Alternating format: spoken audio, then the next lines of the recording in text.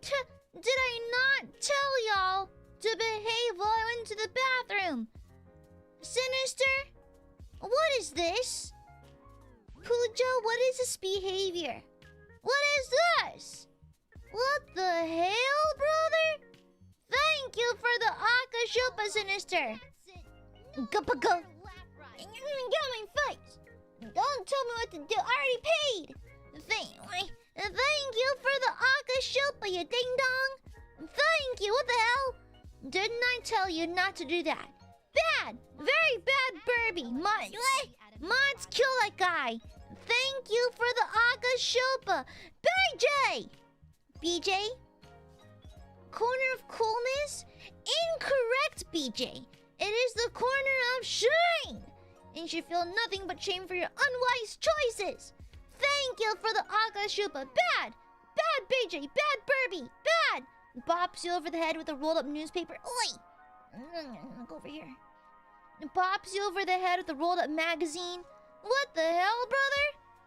Thank you for the Akashopa. What the hell? Cypher, I am not cute. Thank you for the Shupa. Kacho, thank you for the Shupa. Happy Lunar Valentine's Day? What I mean, that exists? Happy Lunar Valentine's Day, I guess. Thank you for the Super J Stoties. I'm passionate about spending unwisely on Aya. Can you be passionate about... BJ! BJ? No. Pause. BJ. What the fuck is this? No. End stream right now. End stream right now. What the fuck is this? Thank you for the $214 donation for what? Oh no, there's a link. Oh god damn it, there's a link. Hold on. Oh no. There's a fucking link. Oh no. Oh no. I knew it'd be a Baneblade! Okay. Pause. I know BJ has mentioned me purchasing a Baneblade. The thing is, I did ask my hobby shop. They don't currently have it. However, they're like, oh, we can order one in for you. Do you want one? And I was like, I'll think about it some more. I guess I should probably ask for it now, right? It is a Baneblade! No, to be fair, it's literally a tank. It's a fucking tank. Thank you for... Bro, BJ just donated the exact, to the cent amount required for the Baneblade. I saw that BJ donated a very specific amount. I was like, okay, there's a very high chance this is for a very specific miniature. And I was fucking right. I knew. I was like, okay, that's a little bit too specific. This has to be a price for something. Then boom! Thank you for the big dono. Thank you, BJ. I guess we gotta buy a Baneblade now. Okay, remind me. Okay, tomorrow. Yeah, tomorrow I'm gonna call up my hobby store and see if they can order one in for me. Yeah. To be fair, I was eyeballing it because I do like the way it looks because I like all the rivets on it. It's very industrial looking. Yeah. And the thing is, like, all the tanks that I've seen so far have the tracks kind of tucked. Like, the tracks are like, they look different. I like how these ones protrude quite a bit. It looks fancy. I like it. I want... Wait. The Baneblade. Perhaps I should go for, like, perhaps a Krieg colorway? Because I think I'm gonna keep my, my Lehman Russ, like, perhaps, like... I don't know which Astro Militarm I want to assign to it. But I do want to do a Krieg one at one point. Yeah, because I like the dark colors and stuff. But anyways, thank you. Okay, what is going on? Guys, I just started stream. Hold up. Thank you for the dono. Thank you, Peach. And thank you for the Akashupa. Bro, chill the fuck out. It has been, Check's watch, less than like, it's been like 15 minutes. brother in Christ, it's been 15 minutes. Brother, you've dropped $300 some odd. Bro, chill the fuck out. Oh my god. Oh my god. BJ, relax. Someone arrest this man. Arrest this man right. It was payday? Then keep it! Then keep it! We miss Goop. I see you literally every day. I see you literally every day. What do you mean you miss me? I was hoping you get tired of me at some point. I was hoping you get a little less parasocial. I was hoping we could get less parasocial if I just streamed every day. I think I just made it worse. Yeah, I don't care if it was your payday. No. Keep up, BJ. Treat yourself. Buy yourself a Bane Blade. What if we had matching Bane Blades? What if we had what if we had matching ones? Yeah. What if? You know? Thank you for the Aqua Shupa in the dono. Sinister! Sinister, this is why I bully you on your streams. Sinister, this is why I lurk and eventually I jump out. I jump scare you with the Oshi jump scare, then I run back into hiding. This is why I bully you. You deserve it, honestly. Some people deserve it. Some people deserve the harassment, and so I make a point to harass my own viewers. Sometimes it's earned. It's truly just earned at this point. Thank you, BJ. Thank you, Sinister. You're both very bad Barbies. Very bad. I thought you bullied him because it was fun. That too, but also perhaps it's divine retribution.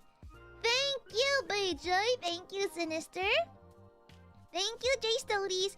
Thank you, Phantom Picks My Nose. No picky. I just like thank you for the Shupa. I'm passionate about safety and stuck working late. Are you an OSHA? Do you work for OSHA? I mean, to be fair, I am an OSHA lover because every safety rule is written in blood. So, yeah. JJ, welcome back to the main ship. Melissa! Oh my gosh, it's been a minute. Good to see you again. Happy 36 months. 3 years, what the heck? I may lurk more than chat these days, but I still love watching my ultra mega Chad D&D angel. What? Not gonna lie, I misread that as D and Angel. And not to horrifically age yourself, but True Light started playing in my head as soon as I read it. I absolutely had Vietnam War flashbacks for a split second. I thought you said D and Angel. And I had a full-blown like flashback. Da da da da da da da da da da da. Crazy. Oh my bones, holy shit. Ah. Anyhow, you visit your viewers' chats in the stream. I do. Yeah, there's a handful of Aiadmirers who also stream or do art and that kind of thing, and so I like to harass them in the streams, as God intended.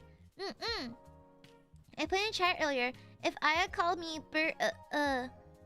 bad bird, I had to act again. So I guess it. No, BJ, no. That's what stinky, nasty, evil Burbies do. You don't want to be a bad Burbie. You must be a good Burbie. Thank you, BJ. That bops you over the head, like spritzes you with a spray bottle full of red vinegar. Thank you. Hi, Potato.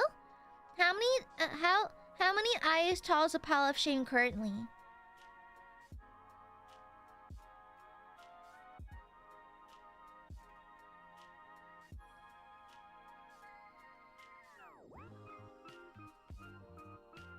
I don't want to talk about it. Well, anyways, Maxwell, happy 20th month. It's funny you know I have an AiaAmare card. I'm using the bookmark while reading the Fall of Cadia. Listen, you have to put your bookmark in your Warhammer books, like a bookmark of AiaAmare, because I'm keeping the heresy out of your books, okay? I'm keeping the chaos away from the text, all right? Well, BJ! But don't boo me! Don't boo me! Thank you for the opposite. What the hell is this? What is this behavior, Pooja? What is this behavior? Can I stop? Got BJ? What is wrong with you? Bruh. I've been keeping track of your spending. You need to stop. What do you ain't based, Gavin. It's not based. No, no, no, no, no, no, no, no. Do not encourage him. Silence, Australian! Silence! Imagine a loud thunderclap in the background and bald eagles cawing and stuff. Silence, Australian! The American is talking! Thank you for the acapella? No! Silence! Thank you for the akashupa. You're being very bad right now. Mods. Mods. Crack his phone screen right now. Mods, crack his phone screen and key his car. Thanks. Thanks for the akashupa, nerd! Thank you for the akashupa. This is why I'm sending evil armed emus to your house. I've rounded up all the emus in Australia. I gave them Tommy guns, and now they're gonna invade your house. Good luck. There's like 20 emus rapidly approaching your locations, and they all have an open carry license. Good luck. Good luck, bestie. Thank you for the akashupa. And you know what? You know what? Ingrown hair. Boom.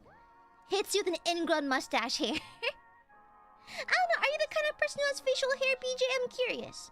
I know there's quite a few Aiadmirers that do. I don't think I have a preference, honestly. Question. For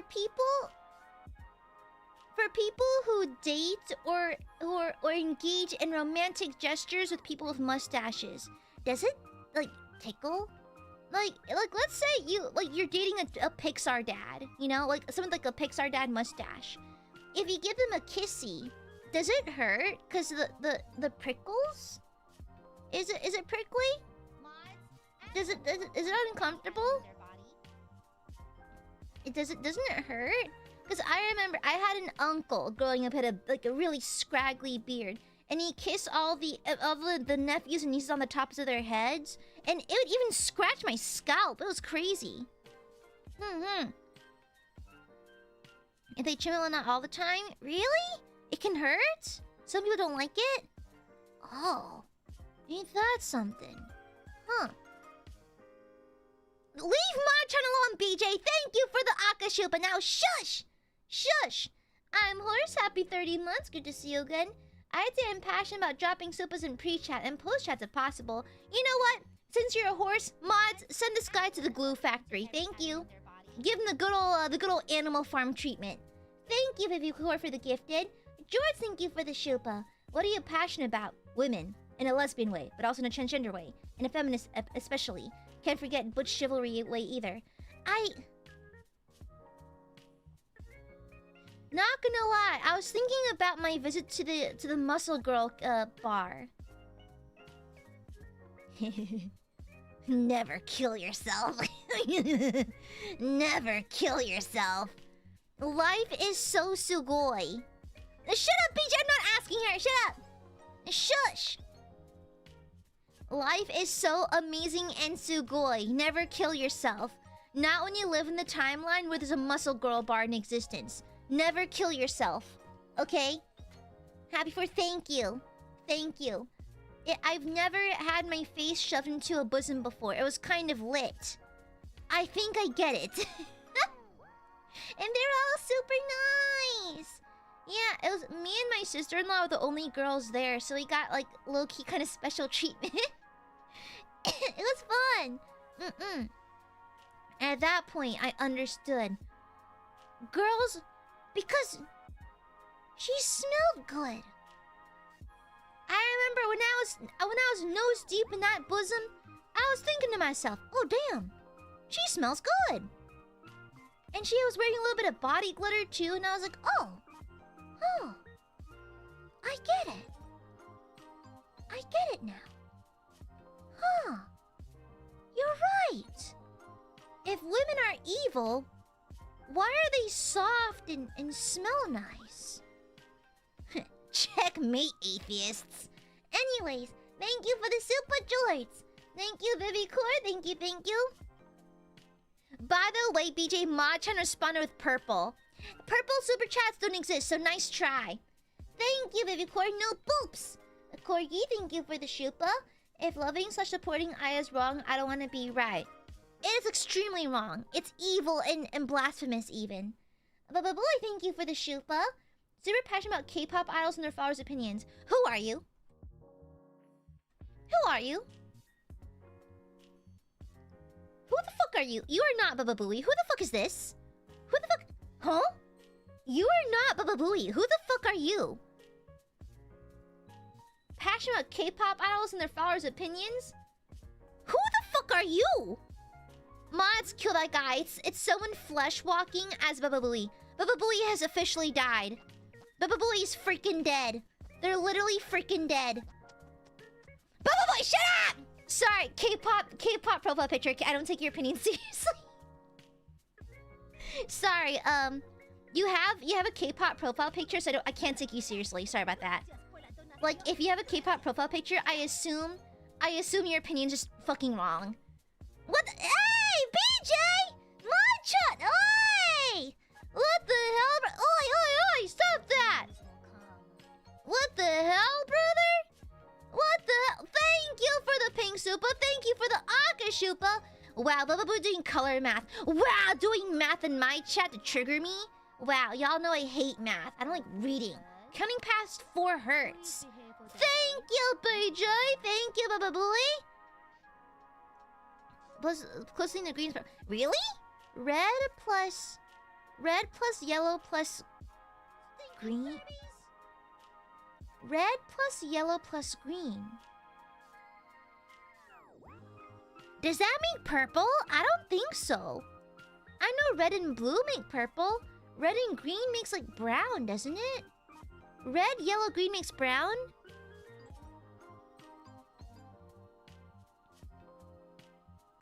I forgot color theory. I skipped over that. I low-key skipped over that. Oh no, I actually skipped intro to painting and color theory because I was friends with my my art teacher was really chill, and so she let me skip all that. It's okay, Bubble Boo, you're a K-pop fan, so your opinions are objectively wrong anyways. Yeah.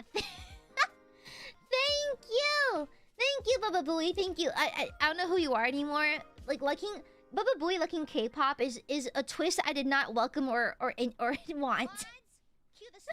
Thank you for the thanks again for the Aka soup. Thanks again for the dono and the Aka soupas, BJ. I need to cut you off. I'm cutting off BJ. You're getting cut off, babes. You're gonna stop. And actually, you and Sinister, you too. You're getting cut off too. Funds for Machan. What? For what? We're being a legend. Guys, she literally Machan literally told me moderating for Aiadmirers is super easy. She just has it open on a second monitor and she just plays like Zenless Zone 0 on the other monitor. Like, she's barely even paying attention. She only really chimes in if she hears her name, but that's kind of it. Like, she said literally she doesn't have to do anything. Only on rare occasion does she have to step in, but typically she's just like chilling on another monitor.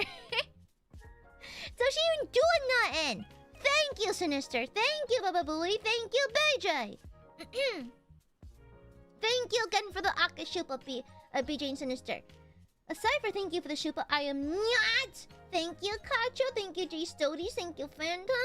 Thank you, Ice Blake. Oh no, it jumped a little bit.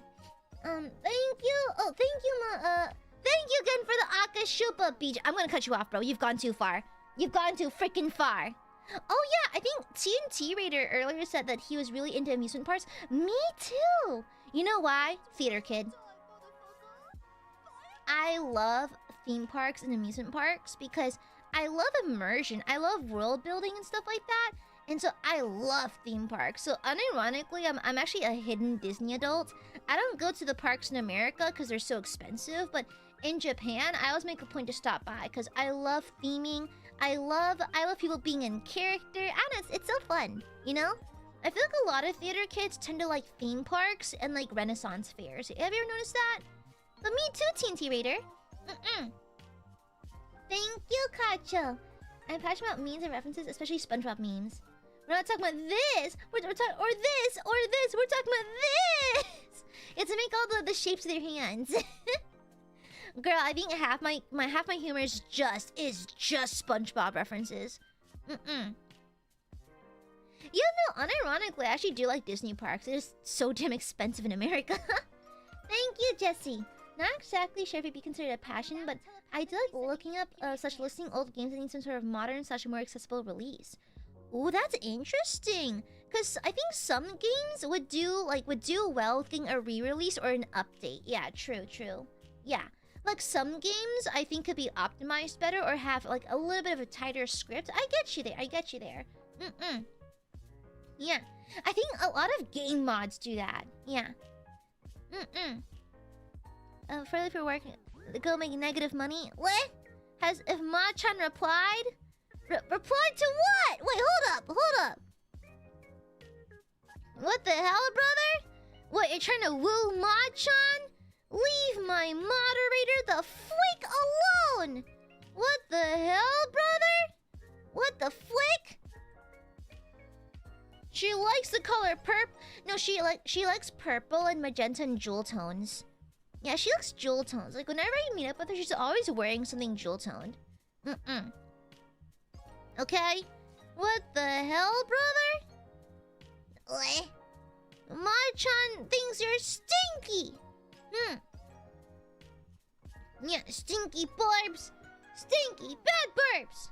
Very bad. Thank you again, BJ. Thank you. Now go to work! Stop undoing your paycheck! Keep it, dang it, keep it! What the hell, brother? Bad Burby scolds you. Scolds you forever. You're being a very bad bird. Extremely bad bird. How dare you? How dare you? Ridiculous. Utter ridiculous. Ridiculousness. I can't believe it. But Aya, no buts. I'm gonna spoil you in Ma-chan. Too bad. Go to work and have a pleasant day, BJ. Thank you for all the Zubas. No, fuck off. I need to cut you off. You're not. I'm not the bartender cutting you off. Okay, like, hey, buddy, you better stop that. Okay. Gopita? Ooh, Lady Gopita. Thank you, BJ. Have a nice day at work, though. Mwah! Stay safe and stay cool. Hey, Axe, why? Thank you, Corgi. Sorry, I made fun of your taco skills. Not really. I recently learned taco means coochie. I'm gonna glue your cloaca shut. Look. I recently learned it means coochie. Smile. You know? So I guess I do have taco skills. Yeah, all the females throwing themselves at me. Pff, bites lip. I would know. Yeah. Thank you, J Studies. Did you know my passion's Warhammer? Can you tell? I'm into Warhammer, like so much Warhammer. Warhammer is my passion. My passion is War and Hammer. We found him. We found John Warhammer. Thank you for the super, J Studies. Oh, by the way, Axe, since you're here, I associate you with alternative rock, punk, and metal, but I got my boss into the Who. It's like I just mentioned passively during one of our one-on-one meetings that cause he can often see my phone facing up on my desk with my Spotify open, and he'll be like, "What are you listening to?" And he asked me a little while ago, and I was like, "Oh, it's this band called The Who. They do like throat singing metal stuff." And he was like, "Huh, that's interesting." And so my boss got into The Who. and so like, mind you, my boss also drives a motorcycle. And so honestly, The Who over motorcycle must go crazy. You are literally a white scar at that point. Okay, you are Jagatai Khan at that point, okay? Crazy. The Who on motorcycle must go hard. What? Don't smoke by me, BJ. Thank you for the shuba and have a wonderful day, BJ. Thank you. Baba boy, thank you for the akatsuba! Mods. You know what? I don't like how God gives the worst people all the eyelashes. I know for a fact that Baba Booey has long, luscious, plentiful eyelashes. I don't know what that feels like. I have like 2 whole eyelashes and they're always falling off. I hope one of your eyelashes falls into your eyeballs, Bubba.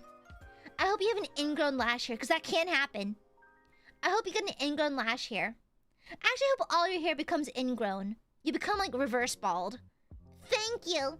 Thank you for the Akasupa. Shit yourself now. And thank you for the pink Shupa, BJ.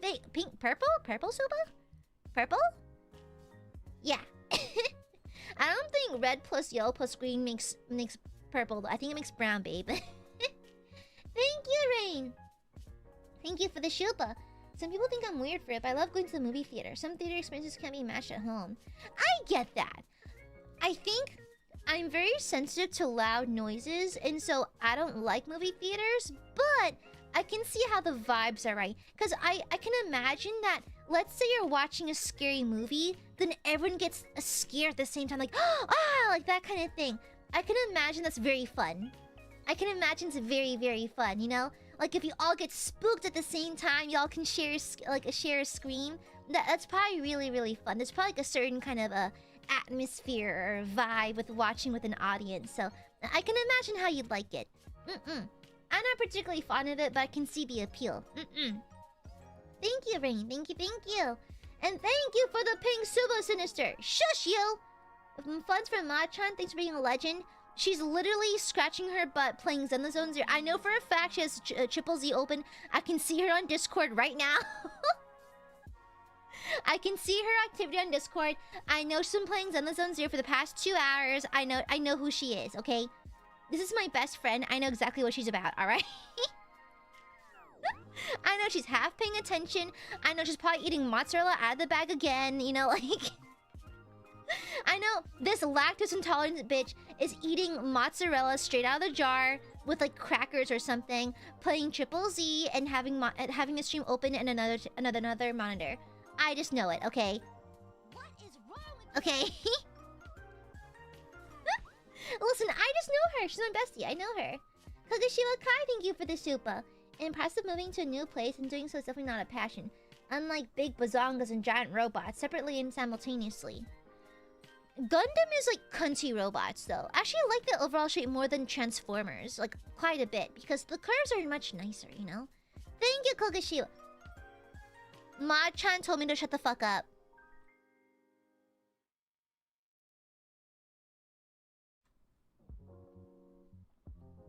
And she also says, good luck on your roles, Brando. She just told me to shut the fuck up. What can I know my bestie. I know my bestie. Clock her ass. Thank you, Kogashiwa. Phantom, thank you for the shupa. I'm very passionate about movies, but I have no idea how to express it. Do I show my 5,000 plus Blu-ray collection? That's... Can I see it? Like on Dear Diary? I'd love to see it. If you have a Twitter. Talk about Vilmos Sigismund's gorgeous camera work and trashy B movies like 5 Bloody Graves. I do have a schlocky B movie. I do have a schlocky B movie because oftentimes it's pure passion and just goofy shit behind the scenes, you know? B movies do not get the same funding as like those big titles. So like it feels almost like a goofy ass theater production more than anything, you know? Yeah. And so and there's something sweet about that, you know? I quite... There's a certain kind of, like endearingness to B movies and stuff like that. And, like, in, like low production, low budget movies. Brenda, thank you for the shupa. I'm actually really passionate about collecting physical media. I like actually owning things I purchase, plus preservation in general. Honestly... Low-key same. I'm kind of a sentimental person, so like the thing is, okay, I'm going to go on a slight tangent here. So I think I'm a pretty sentimental person, but I force myself to let things go, and like I don't need to keep every little thing because I don't know if this is too trauma dumpy. I don't think it is because it's my family. In my family, we have 5 hoarders, 5 of them, and luckily, 3 of them have their shit together and kind of like have stuff in storage units and have things relatively clear. But I think it's like... I don't know if these things are genetic or not, but I too can get a little sentimental with my things, and so after a while, I kind of tell myself, like, let it go. You know, I don't need to have every little thing. But I get you, because I like preserving the memory associated with an object and that kind of thing, but I often force myself to let it go regardless. And it hasn't bugged me a whole lot, so that's good at least. But interesting. I'm also kind of clingy with, like, physical objects, you know? Yeah. Learned behavior. Oh, for my relatives, definitely learned. From them, it's definitely learned. Yeah, war and all that. I think it happens to a lot of us. You know, I really want to do some kind of research into like war survivors and hoarding, because there's an entire generation of like Vietnamese people who are hoarders. You know, and I don't want to speak too lightly of it or anything, because it's kind of a little out of left field right now. But it's crazy how many I know. You know. It's like every Viet family I know has at least one or two. At least. It's very prolific, you know? Yeah, it's like, honestly, imagine being a psychologist and just getting your teeth into that. It must be very interesting to break down. Yeah. But anyhow, sorry for the tangent. Thank you, Brendo. Jim, let me thank you for the shupa. I'm passionate about always being kind to my Oshi, never bullying or teasing her at all. Lies! Okay, now we're just lying now. Scarcely. Exactly. I think so, horse. Reiko, thank you for the shupa. Hello, I'm super passionate about this adorable dork. I love hearing all your stories and seeing you get happy and giddy. The best, nerdiest Gooby in the Nier series. I want to get into Nier, but I need to play the games offline one of these days. I always heard good things about it from friends. Thank you for the shupa. Well, I'm passionate about my burpees. I'm passionate about burbs. I always have burbies on the mind. Always.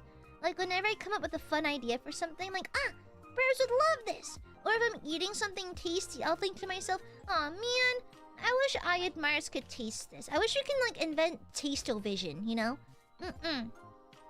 Yeah. Thank you for the shupa, Rika. And thank you again, PJ. Mwah! Thank you for the shupa, Luke. Hi, Aya. I'm very passionate about this one girl. She's quirky, sweet, cheerful, has a charming voice, greenish eyes, and is kind of an angel. She's super into D&D and Warhammer. What do I do? She sounds, I guess. Is her name Ren Zoto? Ren has green eye. Does he have green eyes? He's my genmate. I should know this. That's a funny way to spell Ren Zoto. Thank you, Luke. Thank you. Thank you for the donation. Thank you kindly. Yeah, like we appreciate Renjamin Zoto in this household, but thank you, Luke. Cappy, thank you for the shupa. Sports mascot. Really? I've never known anyone who's into sports mascots. Knowing their name, the history behind them, maybe seeing if they can make it into the Mascot Hall of Fame. That exists? And to think there's I to think it's because I always wanted to be one. Oh, you know, I did think for a while it must be really fun to play the part of like a sports team mascot. It must be really fun though, right? You just basically pull Fortnite emotes all day. You show up to the game and you start emoting. It must be really fun though. It's a job of pure whimsy and joy, honestly. I can understand that. You would love Ted Nividson. He's a YouTuber. He's also super into mascot characters. That's why he loves Rainforest Cafe. Thank you, Cappy. Thank you, Gianlummy. I may just be a little passionate about TTRPG. A little. A guy with GM in the name. Thank you, Gianlummy. Aaron, thank you for the shupa. Hello, the cutest and bestest scoop. My passion is reminding you in chat that you are the sweetest and bestest people, and I hope you and everyone in chat has a great day. And here's a big hug for you, Aya, and everyone in chat. Aww. And we're passionate about defending Aaron. Yeah. Yeah. If someone dares put a single scratch on Aaron, all the Aiadmirers are ganging up with knives. Okay? Yeah. You know, me too, Sinister! Okay? If someone dare hurt a single hair on Aaron's head, we're going to war, okay? Aaron is a very good noodle. A single scratch on Aaron means absolute declaration of war, okay? We defend Aaron around these parts. Thank you, Aaron. Thank you for the Shupa Axe. I like math. Nerd! Imagine liking math. Pfft, couldn't be me. I like being a dumbass. Couldn't be me. I don't do math. I simply pray and hope the number comes to my brain. But to be fair, I hate math, but I do admire those who can understand it, because I just get lost immediately. I like doing Olympiad. What's Olympiad problems?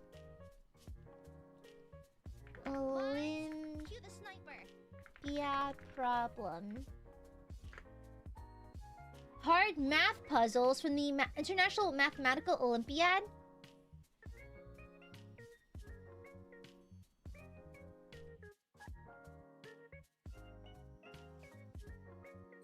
That exists?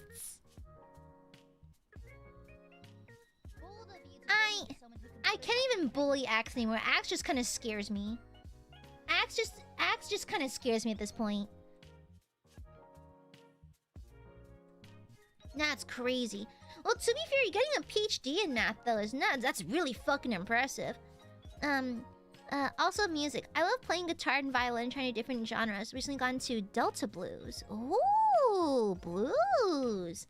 You know, Axe is a really smart fella. I can just tell from the honestly, when someone's really snappy with their comebacks, they tend to be quite clever. It's like, I know I harp on Axe all the time, and I get on their case about like, math nerd, but that's fucking impressive, man. Also, like, I think it's so healthy and delightful that you take joy in arithmetic and math, because that's inherently good for your brain. Like, let's be so real. Keeping your mind sharp and doing stuff like that it can't be bad for you. It has to be good for you. So I imagine that your mental faculties will probably stay sharp well into your later years, you know? That's genuinely really impressive, Axe. Thank you for the Shupa. Malcolm, thank you for the 15 months. Trains. Are you, you know, on the spectrum? I can say that because I'm formally diagnosed. I can say that. I can... Wait, hold up.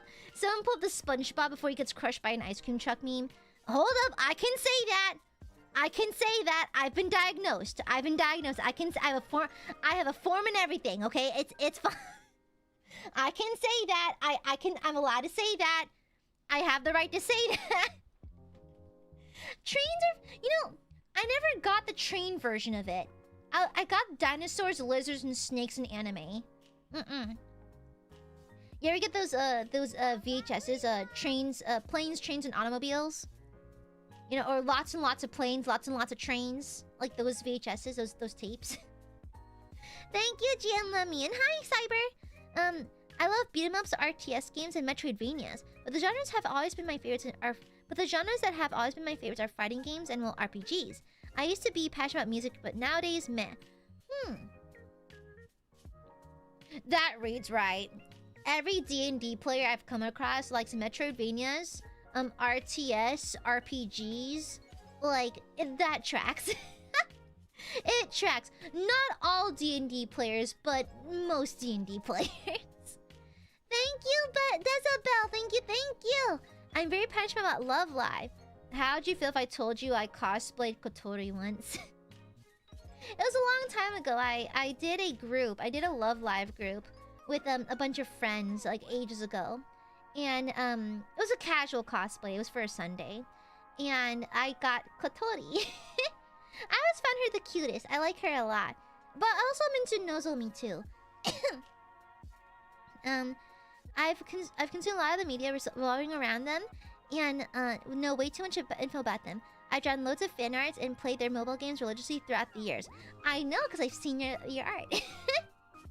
Bold of you to assume I have not browsed your art history. Thank you, Desabel. That's cute, though. To be fair,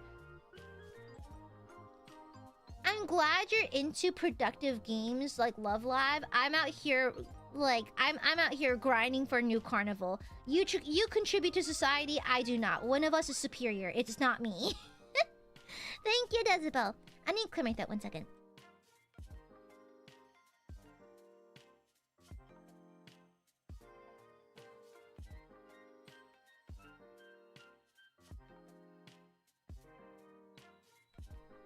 Pardon me, little flummy. Thank you, Luckless. Please look up the mascot from Patrick Thistle. Mascot. Who's this goofy-looking guy? Is his name Kingsley? He looks like a child's depiction of a son. Why he look like that? Why he look like that? He's goofy. I like him. He's a silly guy. He's a silly dude. I like him. Thank you, Luke. You can like math and be a dumbass. It's hard to find one though. Paxi, thank you for the shupa. Not surprised, I'm passionate about my research. Finding the right idea and proving a theorem after months of work feels so good. I move halfway across the world for it. Oh, and medieval stuff. You know, I respect that amount of passion. Because from what I heard from my friends who've had to do like dissertations and that kind of thing, like you need to be passionate about it because doing research for that kind of stuff is very tiring, and so you kind of have to have the passion for it. It's very admirable, Paxi. It's very like impressive. And also base medieval enjoyer. Dap me up. Thank you, Gio Mummy. It's not kind of passion anymore, but I used to be a big fan of animation in general. I still prefer it over live action most of the time. Horror movies, sci-fi, and fantasy in general. Not gonna lie. I know it's a stupid baby move, but I generally prefer animation over live action. Like, I know there's lots of good live action TV shows, but I don't want to watch them because they're not 2D. I'm gonna be so real. I would watch Game of Thrones if it was an anime. Okay? I know the show's good or whatever, but what if it was an anime though? Hear me out. I'd watch if it was an anime. Okay? Thank you, Gia Mummy. And thank you again. If we're talking about specific franchises, Star Trek, my parents are big Star Trek and Star Wars nerds. Big ones. Dragon Ball and X-Men. I'm gonna burp!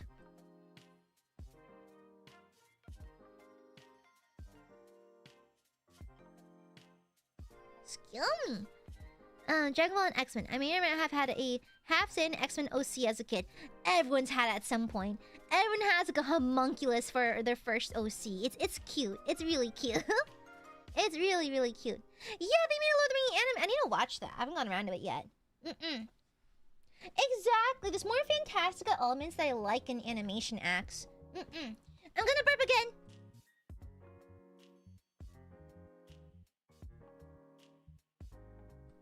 Excuse me. Pardon me. Yeah, I think I did watch the cartoon. Was it X-Men? Hold on. It was Evolution. It was the 1997 series. No, dang, that's not it. No. Was it? I think it was Evolution. What year was it released? Okay, 2000. Pardon me. Yeah, I watched. I really liked X-Men Evolution. Yeah. I watched it ages ago, and it was aired in 2000. Pardon me. Oh God, I'm old. That was 26 years. Oh yeah. Oh. Oh my bones. Oh my God. Oh my Ow.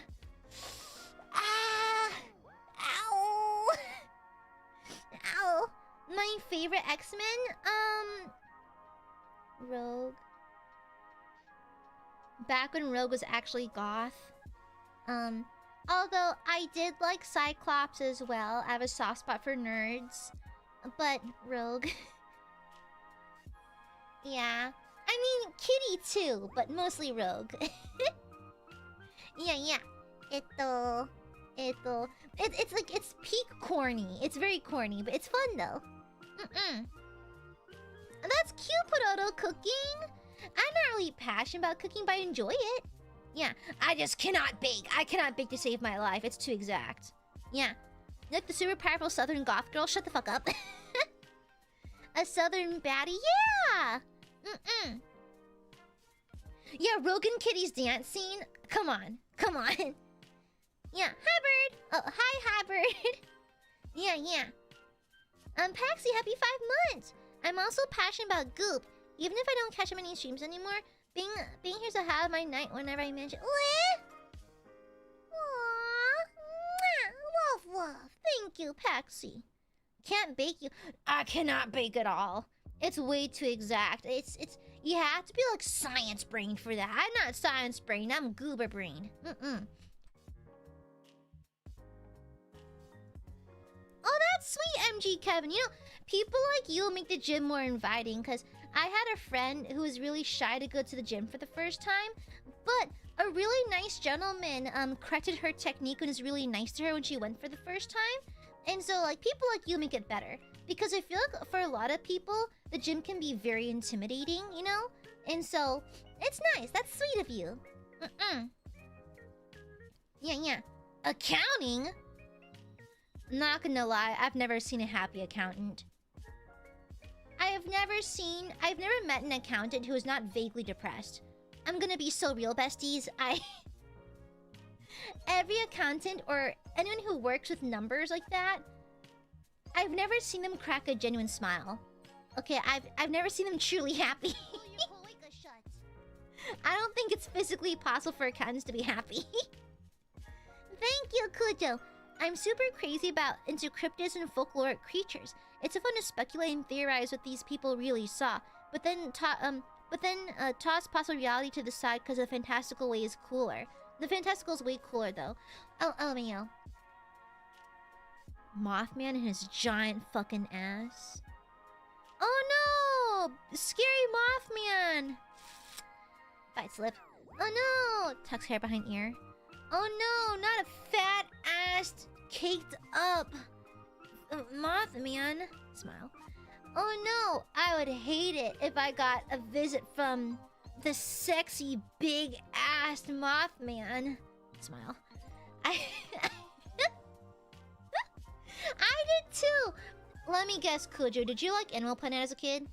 You know, Kujo, I know for a fact, you definitely watched Discovery Channel when they just made shit up. Remember when they made the dragon documentary? Remember when they just made shit about mermaids and shit? You definitely watched those. I know for a fact Kujo's the kind of person who is deeply into Discovery Channel when they just made shit up for a while.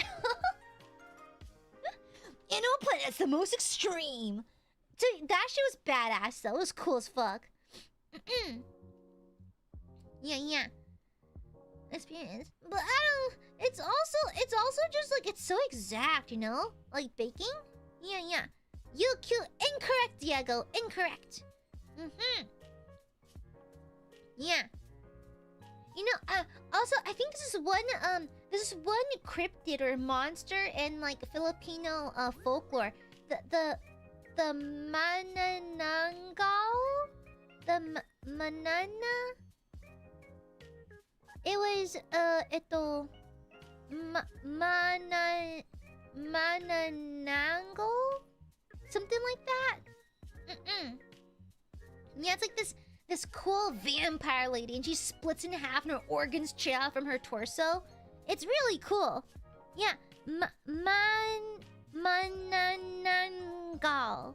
Yeah, it's really cool. Hextian, a doll artist I like, actually made a doll based on that creature. Yeah, it's really fascinating. Yeah, it's cool. It's really cool. It's so fascinating of like how many cultures around the world have their own flavors of cryptids. It's really fascinating, isn't it? Yeah. I don't know. Actually, I'm not very well acquainted with Vietnamese folklore and Vietnamese cryptids. I know that according to Vietnamese like folklore, I know that the people of Vietnam are descendants of a fairy and a dragon, but I don't know much about the actual folklore. I know I visited this lake when I was in Vietnam. I forgot what the full story was. My brother knew it, but I forgot what it was. It was like this powerful, I think maybe king or something. There's a giant turtle living in a lake, and the king needed a sword, and so this giant turtle rose out of the lake and produced a sword for the king to use in battle. And eventually the king returned the sword to the turtle. I forgot the actual lore, but I know that happened. And we stopped by the lake. It was really interesting. Is that the one horse? Yeah, yeah. Thank you for this 27 months. As happy third pregnancy. I also like coding, mostly embedded / hardware stuff. Girl, you're into all the smart guy, all the smart stuff like hobbies. I'm too stupid for coding. I would absolutely hate the only com around coding. They're so pretentious and AI has worsened it. Honestly, I learned enough coding to get past college. That was it. That was literally it. Yeah, that was literally it. I got by through the skin of my teeth, the seat of my pants. Okay, I barely passed those classes. Never again. Never again. Listen, I don't know, like, I don't really need a GUI per se because I have used Power BI before, which is not coding, it's an ERP with no obviously clear GUI. But like, man, coding's rough. Coding is rough. Like, I barely count. Is SQL counted as a coding language? Technically not, just making a series of queries, so technically it's not coding. And what makes SQL nice is that it speaks English, you know? Like, the queries are in pretty plain English, so it's kind of easy to learn. But stuff like Java? Bruh. I hate Java. I hate Java. But they're like, you need to learn Java because if you can learn Java, you can learn anything. I don't give a fuck, I still hate it! I still hate it! I know Java's important, but I hate it still, okay? That's technically what you call it. Is that still axe? I see. Honestly, understandable, Sword King. Understandable. Yeah. Yeah.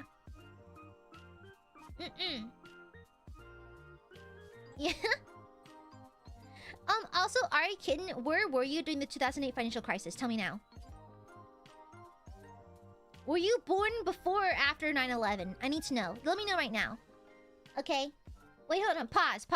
Ari, you know what I'm really passionate about? Banning kids from my chat. So, random question. Where were you during the 2008 financial crisis? What were you doing? Well, how old were you during the 2008 financial crisis? Just out of curiosity. You know? Where were you? Just...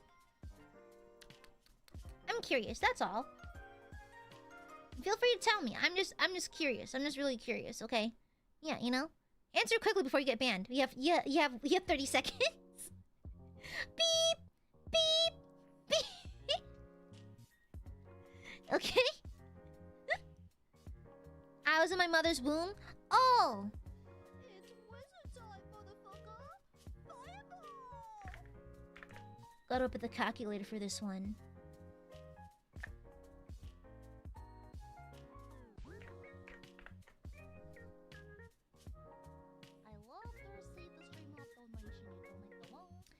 Okay, according to my math, you should be 18. According to my rough math. Just so you know, you shouldn't do that. Let me just put some context into you. So, I'll use this as a teaching moment, okay? Typically, I auto-ban minors. Why? Because I am not your babysitter and I find them annoying. And also for their safety or whatever. Generally speaking, if you've never talked in someone's chat before, you should probably refrain from doing stuff like, hey guys, congratulate me on this, and that kind of thing. Grandstanding in chats you've never spoken into before is generally not in very good taste, generally speaking. I'll let it slide, because assuming that I simply do not know the rules, it is what it is, but just so you know, it's rather distasteful. And if you're the kind of person who's just running around in various people's chats saying the same thing, it's my birthday, you go offline. You know, it feels really nice when people tell you that in person, okay? So, just so you're aware. I'll let you slide now, because according to my math, unless you're lying, because if you're in the womb, that means, okay, then you should be around 18, and technically it's allowed, but just be mindful. I wouldn't want to have to kill people, okay? I don't like killing people. It makes me upset, you know? Anyhow. Thank you for the 41 months. Thank you. Thank you, Hama. I have a passion for bartending, but I also really like. I really enjoy writing 40k TTRPG campaigns, DMing them, and making them maps. It's just D&D, but in 40k form. You've done that for the Aiadmirers, yeah? Right? I could have sworn it was mentioned at one point that you DM'd a game for them, right? I think you did, like, maybe like a year and some change ago, I think, right? Sorry if my memory's a little foggy. I do right now. Oh, fun! Aw, I hope y'all are having fun with that. Love to see the Aiadmirers playing together. Fun! No, D&D, it's okay, I guess. I'm not a super big fan of TTRPG personally. It's kind of nerdy. So, yeah. Most basic is C. You can understand C, then you understand the others. Girl, that is so funny because my college was Java first, then C. Yeah, my university. So I have a minor in MIS, so like in management information systems, like databasing basically. And it went from Java to HTML to C. It was a weird pathing. Did I ever... Is that strange? I don't know enough about coding to see if that's really weird or anything, but like, it went from Java, HTML, C. Kind of a weird path, isn't it? I mean, maybe I just don't get it, but it just seems like a weird pattern, isn't it? Like a weird progression. A very weird way to progress. Robin, thank you for the shilpa. My passion so far is learning fictional world power system. It's really hard power system with clear rules you can theorize without, like with, Hat Atelier. Oh, like which hat? Ah! Honestly, it is kind of fun, like, to discuss power scaling and stuff like that. Like, I like watching discussion videos about 40k power scaling. It's really fascinating. Kojo, thank you for the shilpa. There's a couple of Viet cryptid / folkloric creatures I know. Main one I know is Gon.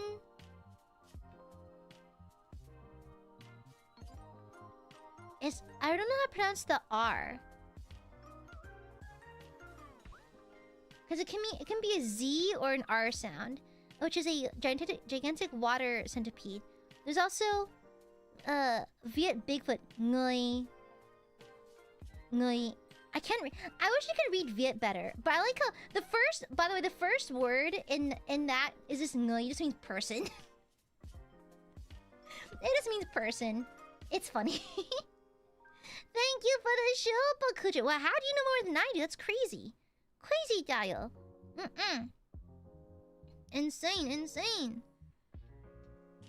I'd even endorse you betting anyone under 25. I like to give them chances. You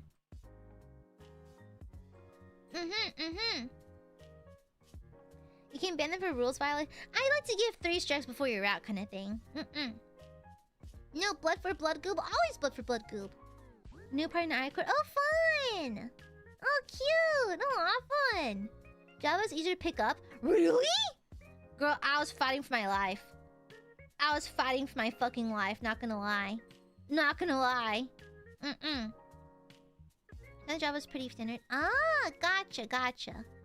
I'm being the best rattling I can be. Annoying kleptomanic and a good shot. No, you're a cutie! Mwah! Yeah, that's definitely a weird progression. I guess it's debatable, I guess. I mean, I don't remember if it was like the hard set way of doing it, but I think everyone just did it that way in my college. You know? Huh. Interesting. In the campaign, I made you the party's inquisitor. I love Inquisitors. Inquisitors are just... They have the coolest drip.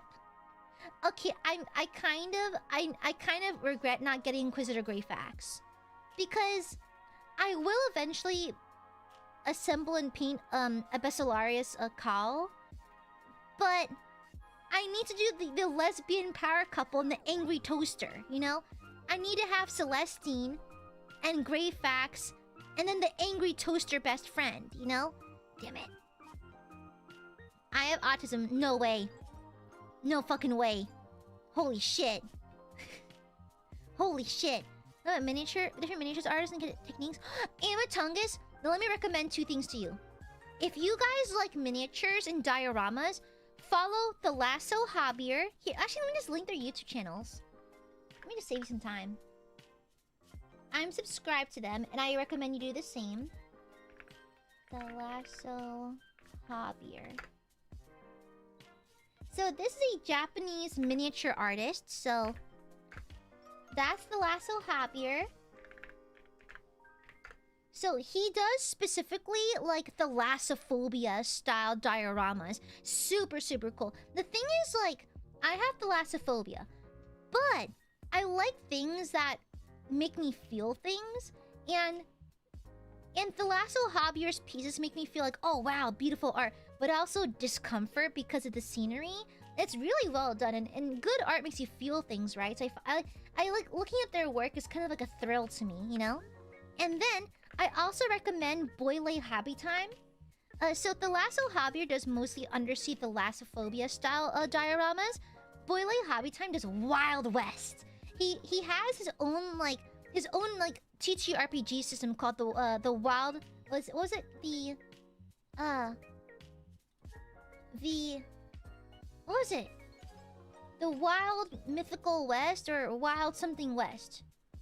Yeah, but it's kind of like his own like fantasy setting, you know?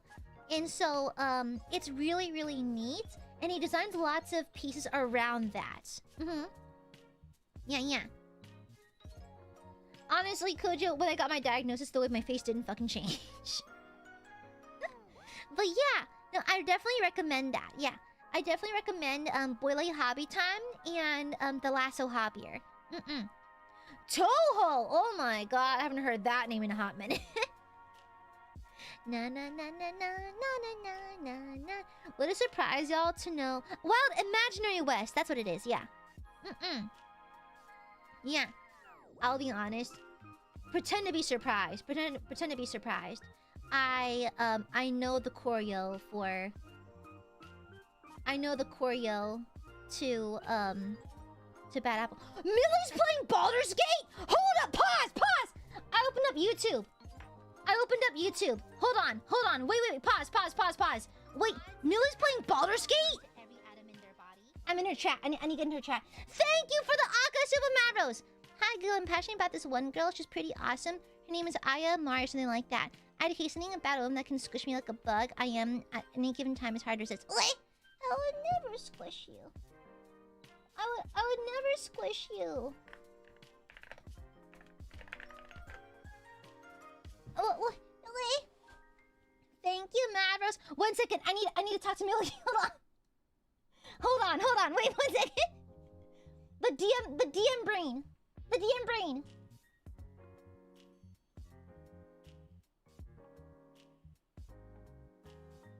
Ooh.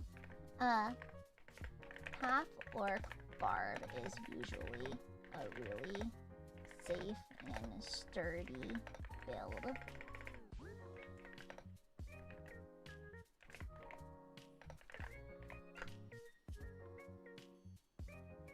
Yeah, half-orc, half-barb. A half-orc barb is usually a very good choice.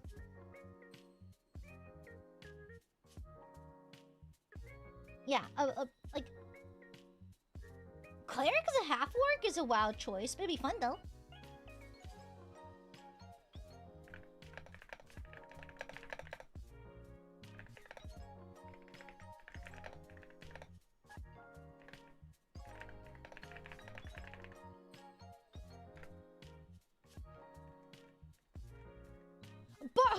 Okay, Tavius in the chat shop. Bards are fun. Shut up. Bards are fun.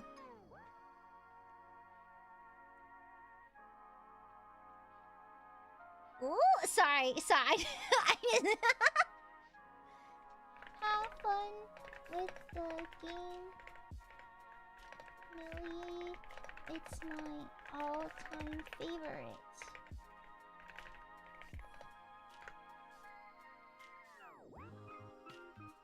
Okay, sorry.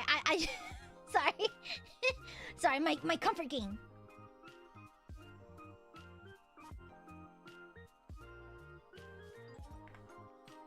Oh no, she wants to be my wife.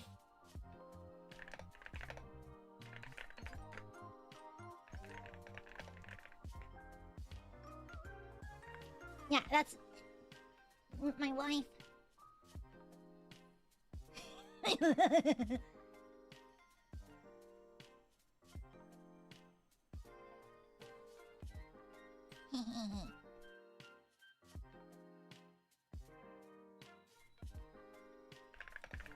She's exposing the back of the body pillow!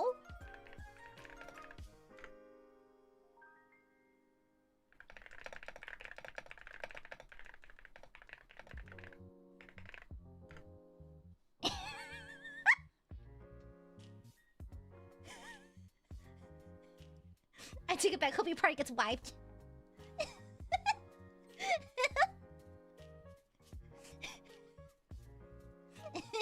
Okay, I'll leave her be. I'll leave her be. Sorry. I got sidetracked. I am passionate about D&D. I like Baldur's Gate. Sorry. Damn, what the hell? She got exposed me like that? What the hell? What the hell, brother? Oi, oi, oi! Thank you for the Akashupa Maros. Oi. Oh, babies are passionate about Gooby. Oi. But I'm just a goob. Okay. I am just a gooby. And a Gooby just likes D&D. Yeah. Okay, shut up, Brando. Shush. I just think it's neat.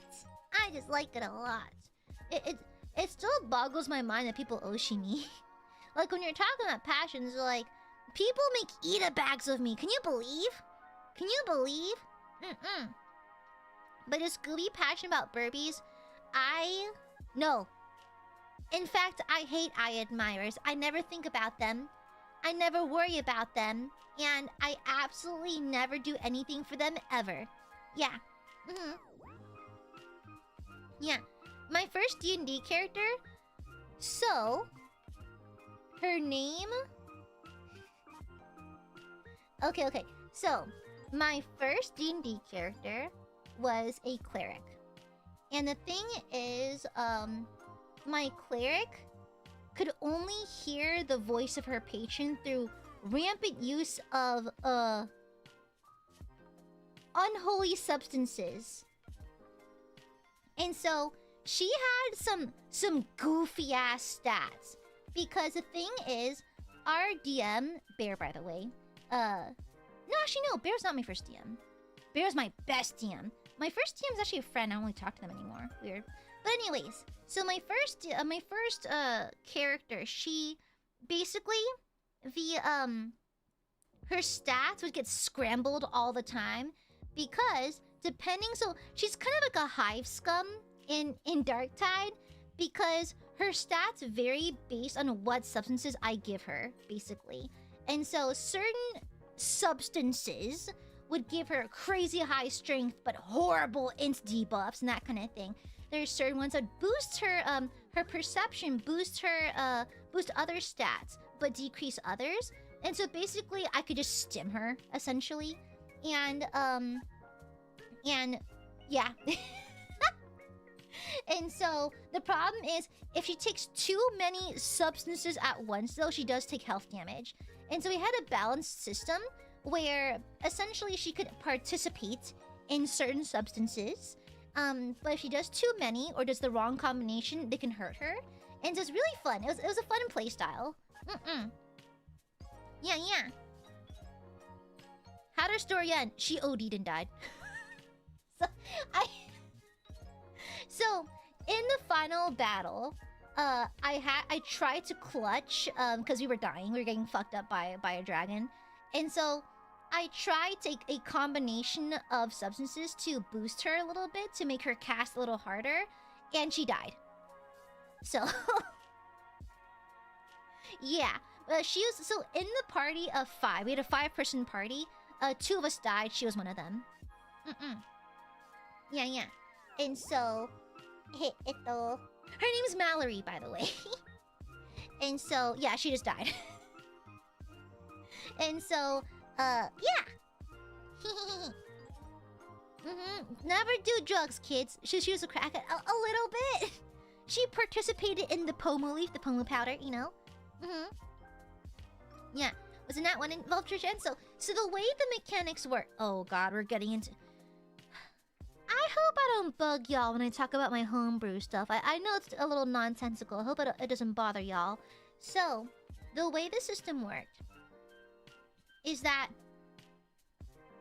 I roll. So, anytime.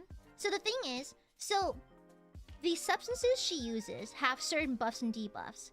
If she takes more than 2 per long rest, so 1 per short rest essentially. If she takes more than 1 per short rest, she has to roll an OD20. We call it the OD20. And so, if she gets anything that's not 1, she's fine. Okay? So at base level, if she takes one substance per short rest, she does not have to roll the OD20. If she takes more than 1, she has to roll the OD20. And at that point, with every subsequent substance she takes, she has to roll the OD20, but the number she has to avoid gets higher and higher and higher.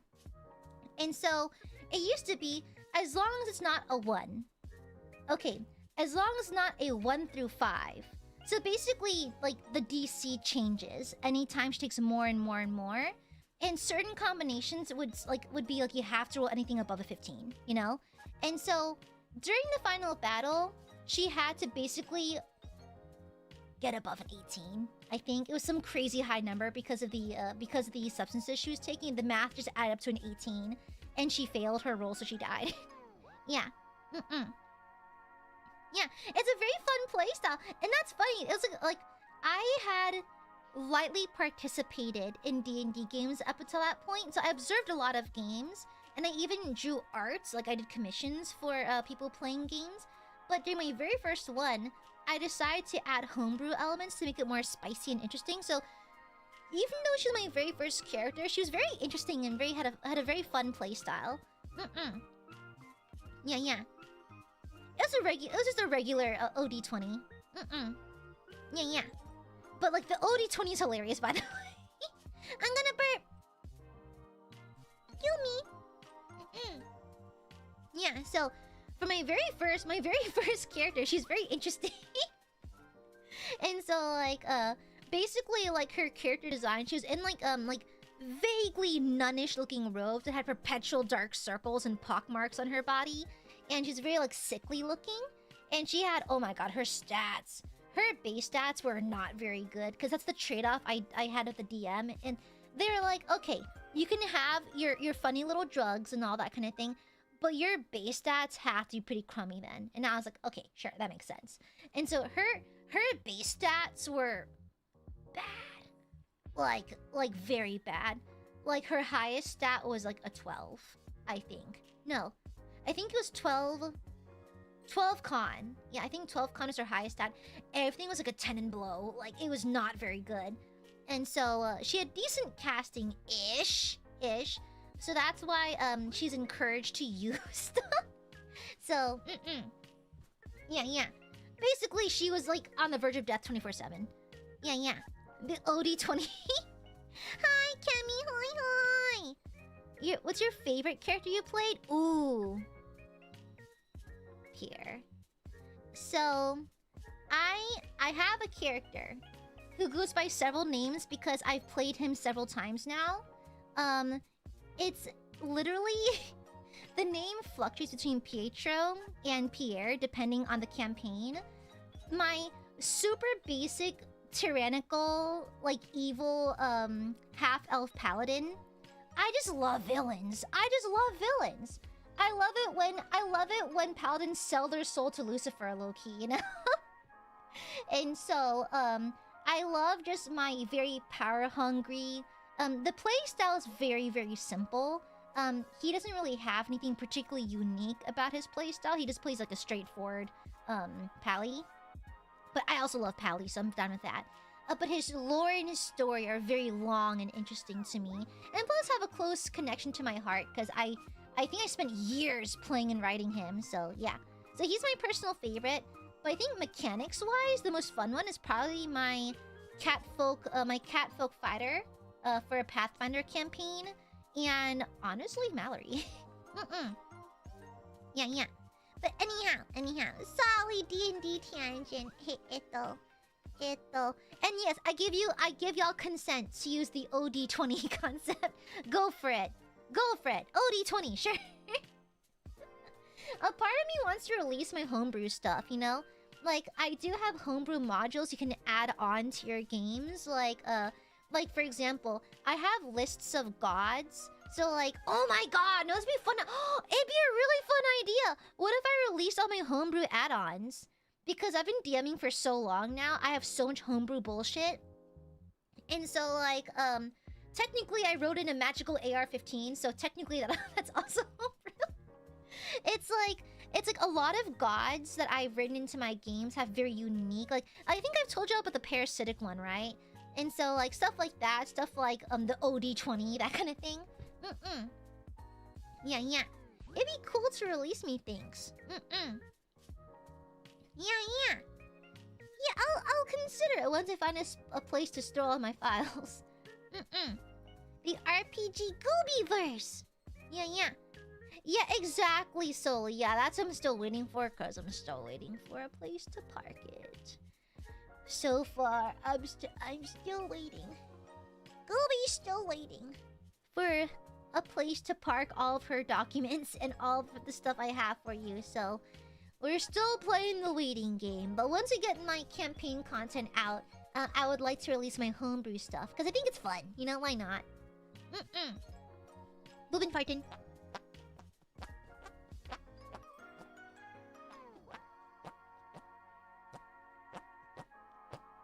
Boobin fartin.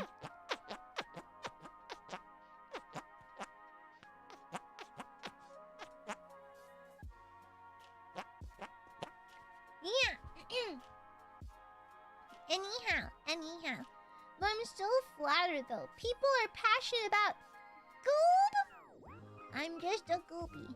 It's such an honor to be here, to be people's Oshi. It's crazy, Dio, you know? Like, y'all like me enough to think about me that often? Crazy.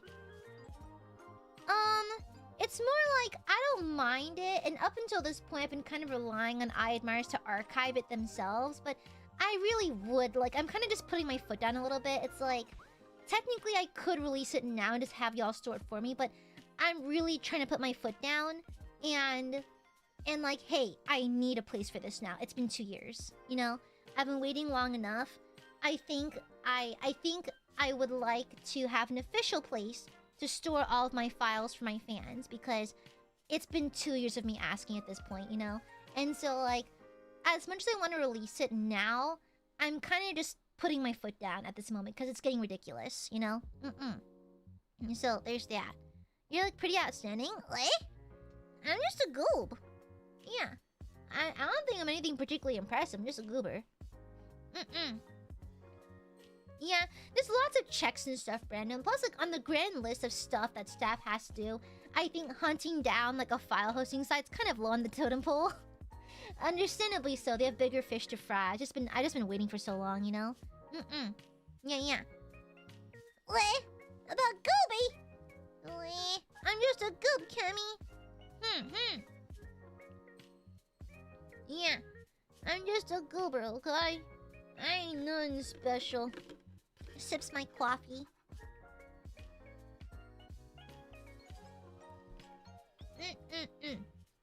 I'm just goob. It's something that... Yeah, I mean, I'm just assuming that it's low on the totem pole, you know? Yeah, it's like they understandably probably have a bajillion other things to worry about, like a bunch of projects, a bunch of like concerts or whatever they have planning on that side. And so, not that you don't think it's important, it is important, of course.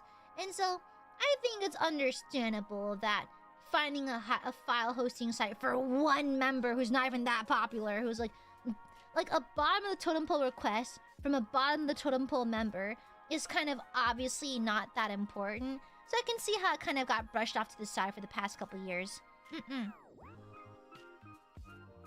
You know, so, it is what it is. I'm real clear that traded, Turn Rebuke Undead for the ability to tame animals and some other random powers the DM made me write up. That's kind of fun, though. I like swapping around abilities, too. Yeah. That probably doesn't mean you can literally never do it as long as there's something else to do, though. Yeah, I am a little tired of waiting, which is why I'm getting visibly more impatient about it these days. But, like, I try to be reasonable and understanding because, like, they have other things on the plate. They're busy. There's important things going on. It's just that, like, hey, like, pokey. Like, I feel like it's a tug on their sleeve. Like, hey, sorry to bother you again about this, but, could you look at this again? Thank you, GM. The passion for Gooey burns so hot. I'm here every day saying only truthful compliments and not a single word meant to bully or tease. Lies! You always make fun of me, GM, you meanie! Super duper mean! Super duper duper mean! What the hell, brother? Thank you for the shupa. You're the top of our totem pole. You're not... Girl. Girl. It's like, I don't mind. I'm just really realistic about it. I don't mind, though, you know? It's like, it's a business at the end of the day, you know? And unless you're pulling in lots of eyeballs and you bring some kind of worth as, like, a contributing member, I can see how one can be prioritized more than the other. And I bear no ill will against that, you know? Yeah, it's a business, and things gotta work out a certain kind of way, so I really can't blame them or nothing. I just wish I can get a response on this. And so, a part of me is also like, okay, how mad would they get if I just made a random Google Drive account? They can't be that mad, right? they can't scold me forever, right? They can't be that bad. I have been considering it. I've been a little tempted. I'm like, well, they can't yell at me forever, right? If I just make a quirky little Google Drive or something, you know, under a side account or something, like a freshly made side account, you know? Yeah. But anyhow, I don't really mind though. Yeah. Yeah, I don't really mind. I understand it's a business at the end of the day, and certain other things have higher priority, so it's like, okay, understandable. I'll still be persistent and still poke and ask about it, but yeah. It's just the way the cookie crumbles. It's just the way business works. Yeah. Is it perfect? No, but it's just the way things happen. And it is what it is. Nothing you can do about it. And I'm at ease with that. I'm fine. And nor do I bear malice towards those who do get higher priority. I bear no malice whatsoever. It's good for them, actually. So I'm just being patient is all. Yeah. It's also recursive. If you constantly stall and stymie efforts made by smaller members, they'll continue to be small because they aren't given the opportunities they ask to add reach. Yeah. It probably doesn't help that my endeavors don't really do, like... My endeavors are very small in scale in terms of, like... I don't really aspire to... Oh, segue! Like, I'm passionate about VTubing in a sense that I like the act of creating things, and I like the act of spending time with my viewers. And so, a lot of things I do are fueled by passion rather than number hunting. Not to say that everyone around here number hunts. Absolutely not. No, people are truly here for the love of the game. Absolutely. But my flavor of the love of the game does not require number hunting. And so because of that, technically no, my efforts are not really keen on building the business, building my sub count, building my view count, nothing like that. And so I think there's less incentive for them to support me on certain things because it doesn't contribute to the overall numbered picture, if that makes sense. Am I making sense? I could just be yammering for all I know. Thank you, GM. To be fair, I Baldur's Gate 3 and date night playthroughs are indeed proof that she's indeed at bottom and definitely on the totem pole. You don't know that. You don't know that. Puffs up my chest. You don't know that. Thank you, GM. Thank you. Yeah. So as long as you don't associate that business viewpoint with a personal worth, I try not to. Yeah, I try not to. I try to separate position in a company versus actual position as a person. So I try to keep those two separate. Yeah. You know? It sounds Majora. Shush. Okay? Yeah. I think you're being too generous and forgiving. I'm trying to be.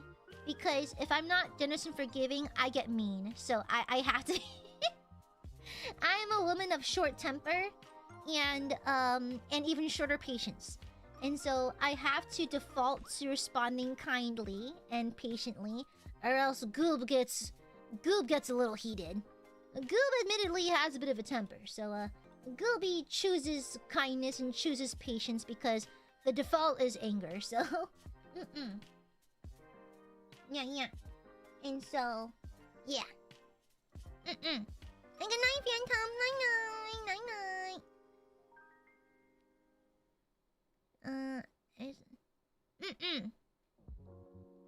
Yeah. Your passion shows through your work, guys. I'm just a big fan of your work after all. Oi! Goob not ever fools gladly. Yeah, I don't like to. I don't like to. I will always be professional, but I do not. Girl, when that Nepo hire, when she pisses me off, I smile and I grit, but inside my mind I'm exploding her with my thoughts, you know? Yeah. But anyhow, I am passionate about streaming and such in a way that does not require me to care about like numerical values, which is a double-edged sword. So, but I knew that and I still do that. So it's my decision and it is what it is. I made my bed and I gotta let go in it, you know. If a Nepo hire, yeah, at the office we have a Nepo hire. Girl, she fresh out of college, 6-figure salary, because mommy got it for her. And we just hired a new girl. She's from a different company. She got laid off because of just the economy. But she's in our team now. And she spoke to Nepo Baby and immediately did not like her. Like, immediately did not like her. Because apparently, within the first 15 minutes of meeting, excuse me. She immediately upon meeting the new girl, Nepo Baby just casually dropped the exact number on her salary. The thing is, you are allowed to, and in fact, I encourage people to talk about their salaries. The problem is time and place, holy shit, because it was done to flex. Not to discuss equal pay. That's crazy. She's kind of insane. She also eats unseasoned things, so I don't trust her a little bit. Yeah. Her salary's more than mine. Yep. Yeah, she actually has a position higher than mine. I'm a step below her, so yeah. And so, her mom used to work at the company and is apparently has the balls of every executive in her grasp. And so, like, Nepo hire just browses houses on Zillow all day and browses Pinterest and calls her boyfriend in her cubicle. That's all she really does, honestly. Yeah, so yeah. It's so funny because one of my friends at the company decided that he didn't like her. Not because, like he already had suspicions about her, like, personality. Like, he already did not like that. But what finally really put the final nail in the coffin to disliking her was the fact that she took him and another coworker out for lunch. And the food was so bland. It was a very kind of like, oh my god, you guys, come with me to try the new Justin Bieber Cobb salad with no dressing and extra gray stuff. Like that kind of thing. And so, he hated it so much that it actually made him hate her a little bit. It was like the funniest thing. It's like, he was like, yeah, I didn't like her behavior, but her taste? No, I can't forgive that. Crazy. Absolutely insane. That was the final nail in the coffin. Crazy.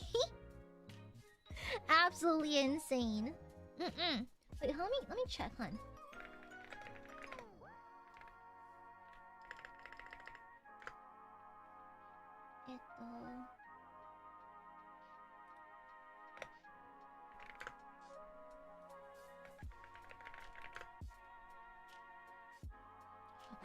Okay, I almost blurted out the name of the restaurant. Apparently it's only in my city, okay? There's 3 locations for this restaurant in my city alone, so I'm glad I didn't say anything. Oh wait, no! Oh, it's only... Oh, okay. I can't talk about it. But it's a very, like, come with me to try the new gray Cobb salad with extra no flavor and extra dry. Like it's very that, you know? And so shit food taste is suspicious to me, you know? She's not British, she's a fellow southerner. But like, I like how that's the thing that really set it in for him. It's really funny. It's not a gimmicky food. Like, they have, like, wraps. Like, very, like, common cafe fare. Like, wraps, smoothies, salads, like, baked goods, that kind of thing. Yeah. Apparently, my coworker, he got, like, a steak wrap with, like, chipotle sauce. And apparently it was so bad. Yeah. Crazy. Who orders a salad at a restaurant?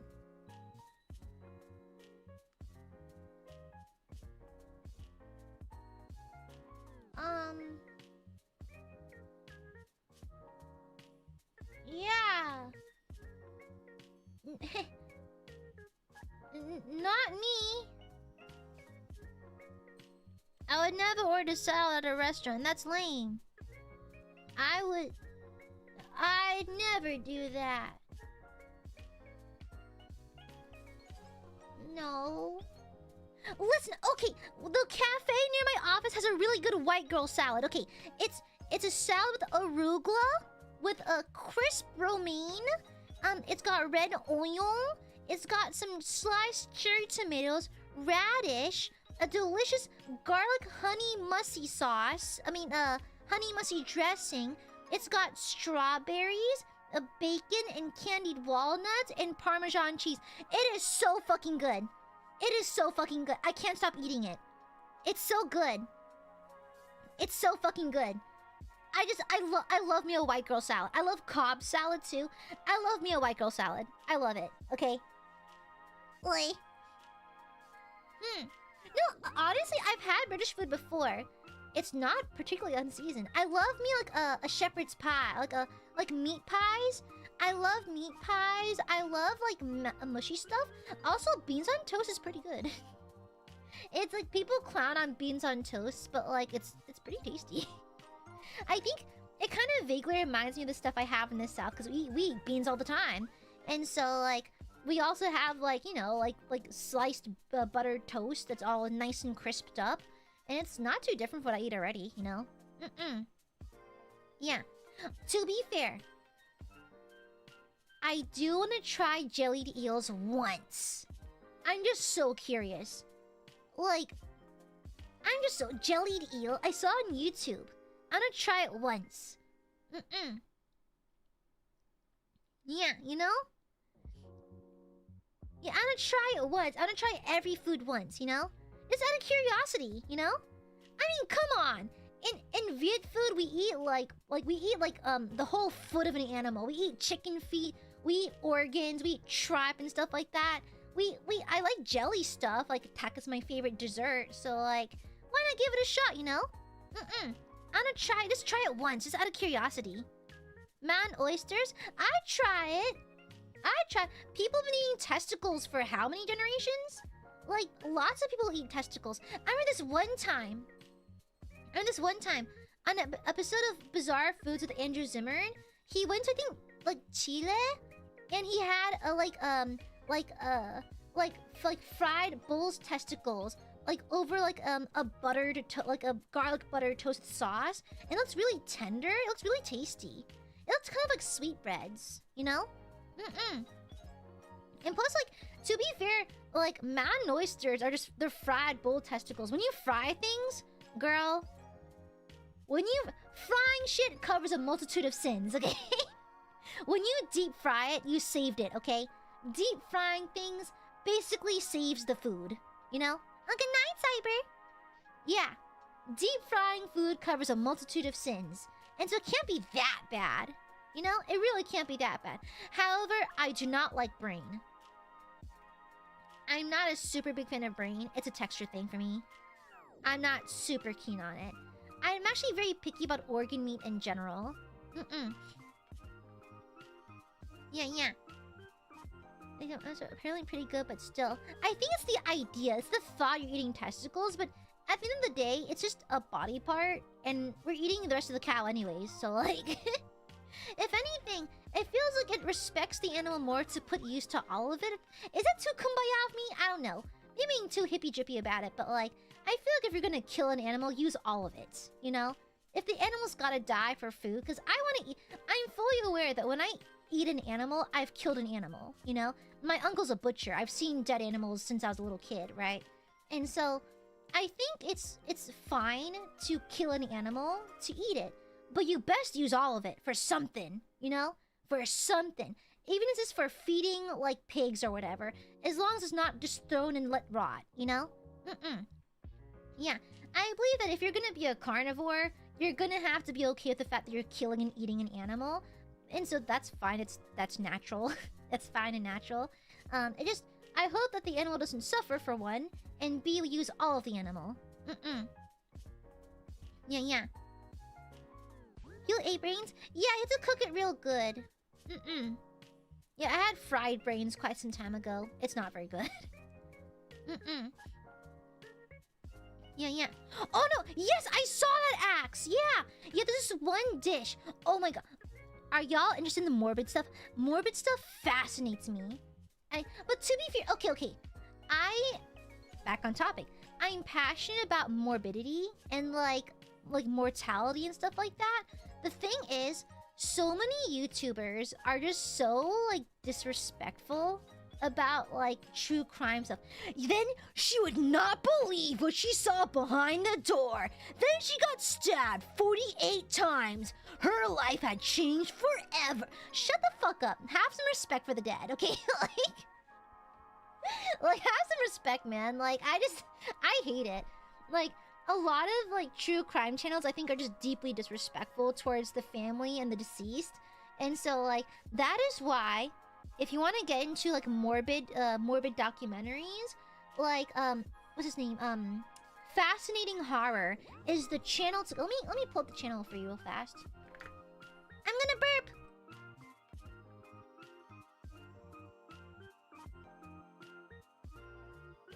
Excuse me.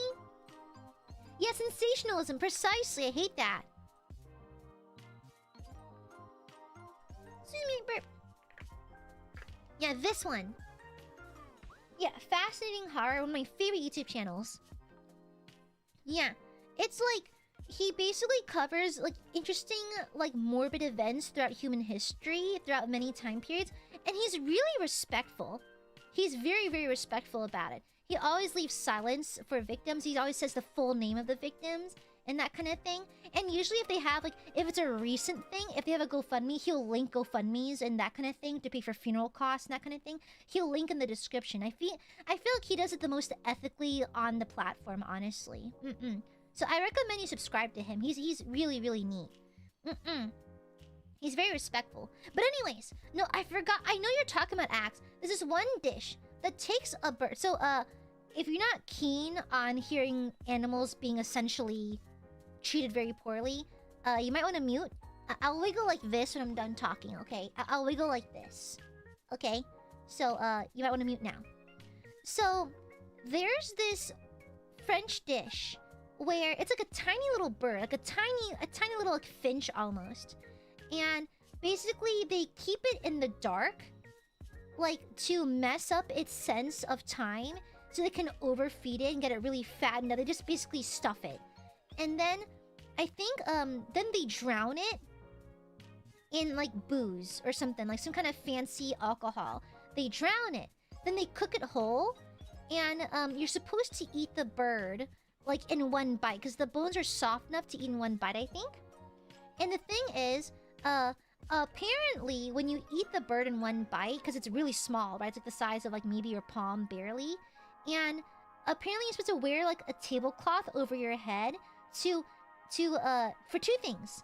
One, to trap the aromas and vapors from the well-cooked bird, like in like your immediate vicinity, I guess, because it's nicer or something. And then this one's not confirmed, but some people say it's to hide the act from God, because it's such a cruel act done to the animal that you have to hide the fact that you're eating it because it's so cruel and unfair and God would not like it. Yeah. And so, yeah, this is unnecessary, but okay, done talking. Legal. We're done talking about it. We're done. Yeah. It's horrible. It's horrible, you know? And so, like, listen, I'm fully aware that I'm killing an animal when I eat it. You know, I'm fully aware, but I would like to imagine the animal was dispatched quickly with as little suffering as possible, you know? Yeah. And that when it's used, it's not wasted. Yeah, it's awful. Crazy, Dial. Crazy. Yeah, I mean, girl, that's witchcraft. I'm just gonna say. Does that not read like witchcraft to you? You know? Like, ooh, mods jump. Thank you, Blinken. Yeah. I mean, like, isn't that just witchcraft? That's some stuff.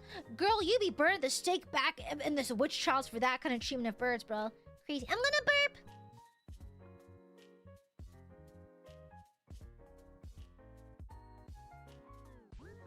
Excuse me. Yeah. It is devil top shit, as I'm saying. It's crazy, Dial. Crazy. Yeah, boiling lobsters. Yeah, my brother actually cooks a lot. He cooked us lobsters once. And he always takes the knife and stabs it through the head first before it's flopping into the pot. Yeah. Like, there's no taste difference. It's like... yeah, it makes no sense. So, like, yeah.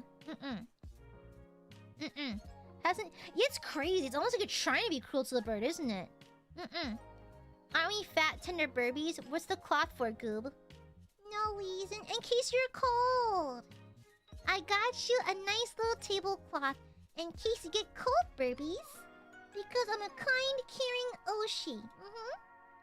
Yeah. That is where you get cold, and so I got you a blanket. Girl, I'm gonna be so real. As a southerner, if you purge crawfish, you're not a real southerner. Girl, you devein the crawfish when you eat it. Like, I don't know, bestie. It's like, it's weird. You know? It's like if you purge your crawfish, what's the point? Like, you remove the poop, you remove the vein as you eat it. Like, there's no point, and it's unnecessary. It's like if you have to purge your crawfish, it just tells me you don't know how to eat crawfish. Okay, like, I had to revoke your southerner license. I'm sorry. I didn't know that. Is that real? For real, Sinister? Huh. Lobsters. To be fair, lobsters and shrimps and the like are just undersea bugs. So, purging mean? Oh, basically, so I think you put magnesium nitrate. I forgot what. Some people will put crawfish in a big, like, container, like a big water container, and pour a chemical. I think it's magnesium nitrate. It basically makes them shit themselves. It makes all of the crawfish poop out whatever they have in their system. Which, okay, first and foremost. Great! Now their poop is all over them. It's like, now what? It's like... Great. Now they're swimming in poop water, which is way more hygienic, right? It's so stupid. It's completely unnecessary. Completely unnecessary. Completely unnecessary. Bro, just boil it. Just whatever. Crazy. Oh, thank you, Typhus. I've been building a pond for the past 2 months. Oh, how's that been going? I remember you told me about that a while ago. We have the whole dug, liner and water in. Got some goldfish a few weeks ago and add some potting plants. And do some landscaping. You see, that's so neat.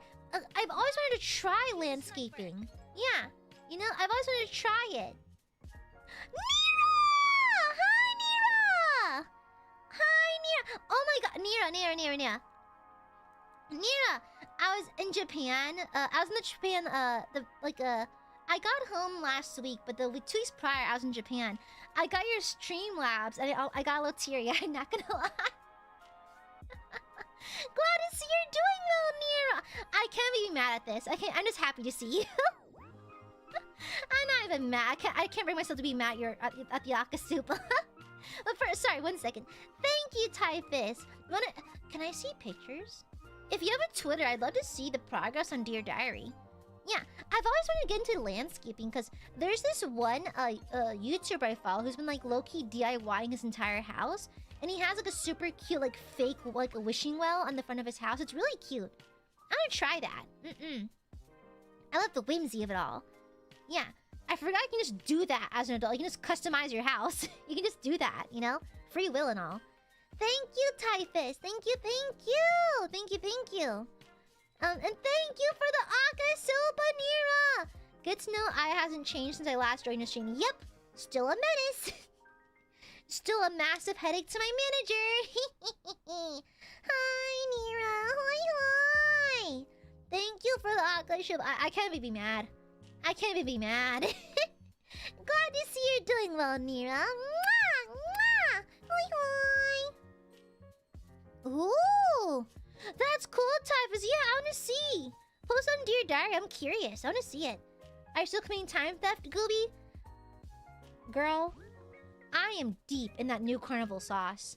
I stopped giving a fuck. I openly play new carnival at the office now. I be doing my dailies at the office.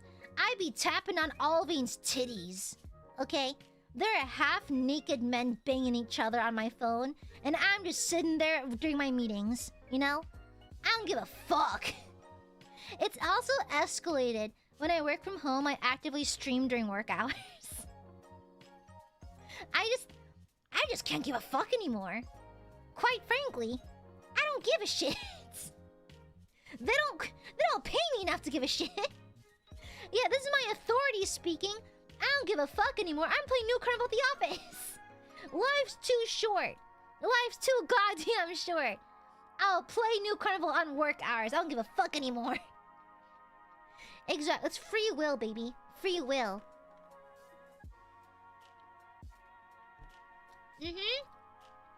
And also, Nero, you'll be happy to know that a coworker made me really angry once because she threw me under the bus during a meeting to make me look bad. And so the next week, I found a dead cricket in the parking lot, and so I put it on her desk. She deserved it. Yeah. Hi, Zidane. Hi, hi. Yeah, character development. Hell yeah, brother. Yeah, I left the dead cricket on her desk. That's what you get for throwing me under the bus, Rebecca. Fuck you, Rebecca. So practically, thank you. Ah. I do my best to make my Burbies proud. Yeah. I need to threaten my office more. When the camera catch you, they're not on. I have friends in security at the office, they're not on. Budget cuts. They're just scared not to actually monitor, so like, yeah. And I think like on the rare occasion that they're on, they get wiped within a month. So the footage gets wiped like in every month automatically, and so yeah. And so Yanai, thank you for the shilpa. I'm passionate about Vietmaxing. Listen. When I was in Vietnam, I was Vietmaxing. You know why? Girl, the fucking roosters be cock-a-doodle-doodling at 3 in the morning. And then it's like 7 a.m. Then I hear from down the street, bang bow! Bang bow on ma! Bang bow day! Bang bow! Like, shut up! I know you have bang bow! Shut up! And then you hear the motorcycles, and the people talking at max fucking volume. Viet people are loud. Never a moment, girl, it was so loud. Vietnam is so fucking loud. There's the sound of the aunties talking at max volume, the fucking motorcycles, the 7 a.m. bang bow, get your bang bow, get your bang bow. All the goddamn time. And then it's midnight. Then the unks are drinking like 1, 2, 3, yo! Mot hai ba yo! Mot hai ba yo! Shut up! Shh! Why are y'all so loud? funniest shit. It was never quiet. It was really fun though.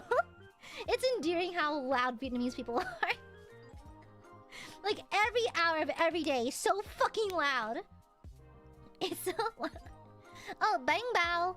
So, bang bao is a steamed bun with meat, typically pork, and like a quail egg and like green onion and all that stuff. It's like a meat bun. Oh, welcome back to me, Jamira. And thank you again for the akashupa. And so, a little cultural lesson for you now. So, bang bao is basically a steamed bun with meat, like a quail egg, onion, spices. Usually it's pork. It's really juicy, really, really yummy. Ginger, all that stuff. And so, bang bao. So, motorcycles and bicycles are super prolific in Vietnam. Oh, that's great, Nia, because in a few days you'll be getting a new one. But so you may think, oh, so to advertise the fact that you're selling something, you might go like if I'm selling like tacos, like tacos here, get your fresh cake pops, get your fresh tacos, like you'd yell it, right? Viet people are smart. They're clever. What they do is they record themselves yelling into like the microphone. So they have a recording themselves yelling bang bao, bang bao, badong, bang bao. Like they're recording themselves yelling, and they'll play it on loop and drive up and down the street on their bicycle. And so it's fucking 7 a.m. Bang bao, bang bao. It is the funniest shit. It is so funny. It's like we be happily sleeping in a hotel, then our eyes shoot open because bang bao. It's so funny. But that's the lore. That's the lore. Yeah. Really, Brenda? Nigerian Vietnamese solidarity. You know, exactly. That way they don't have to destroy their voices. Yeah, it's really funny. It's really, really funny though. It's like there's the sound of motorcycles, the sound of loud ass aunties talking, loud ass uncles drinking, the bang bao people, like everything is loud. It is so funny. It's great. It's really, really great. People in the South especially are super loud and friendly. People like in the North are very like articulate and very like I guess well-mannered and a little more shy. But they're all very sweet. Vietnamese people are very, very, very, very sweet. The people Central Vietnamese are tough as fuck. They are sturdy. It's crazy. Like we've met so many like very able-bodied. Like okay, not to be like ageist, but like when you get old, you obviously lose a lot of like your mobility and that kind of thing. Girl, we had relics walking around. Like I don't know what those people are eating, what they're doing, but they're so like resilient. Like I met a gentleman who was 94 years old. He can walk on his own. He had all of his original teeth. He spoke coherently and articulately for 94 years old. 94! Can you believe it? We met so many people who are in their 80s and 90s who are just perfectly articulate, perfectly able-bodied. Which, like, again, not to say that old people are not. It's just that it's hard to a certain point because biology, you know? Yeah, it was really impressive. It's crazy how resilient, how sturdy those people are. Yeah. I have not, Roven. Ooh. I have not. Yeah. Would you stay in visiting Vietnam? I went to Hanoi, Saigon, Nha Trang, Da Nang, Quy Nhon. Yeah. Quy Nhon is typically touristy, but only within Vietnamese. So you only get other Vietnamese tourists. It's like a vacation place for Viet people. Yeah. Oh, thank you for the raid, Fish. Welcome. Hello. Hi. Welcome on in. I have the burpees. I ate kimchi fried rice earlier. One sec, I'm gonna burp. Ooh, a twofer. Wanna hear my boob make a sound? Hold on.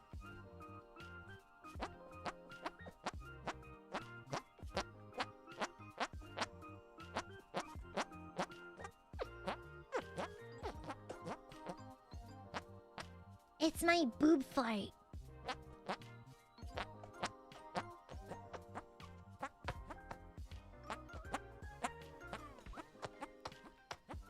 Thank you for the gift, Pinkerton.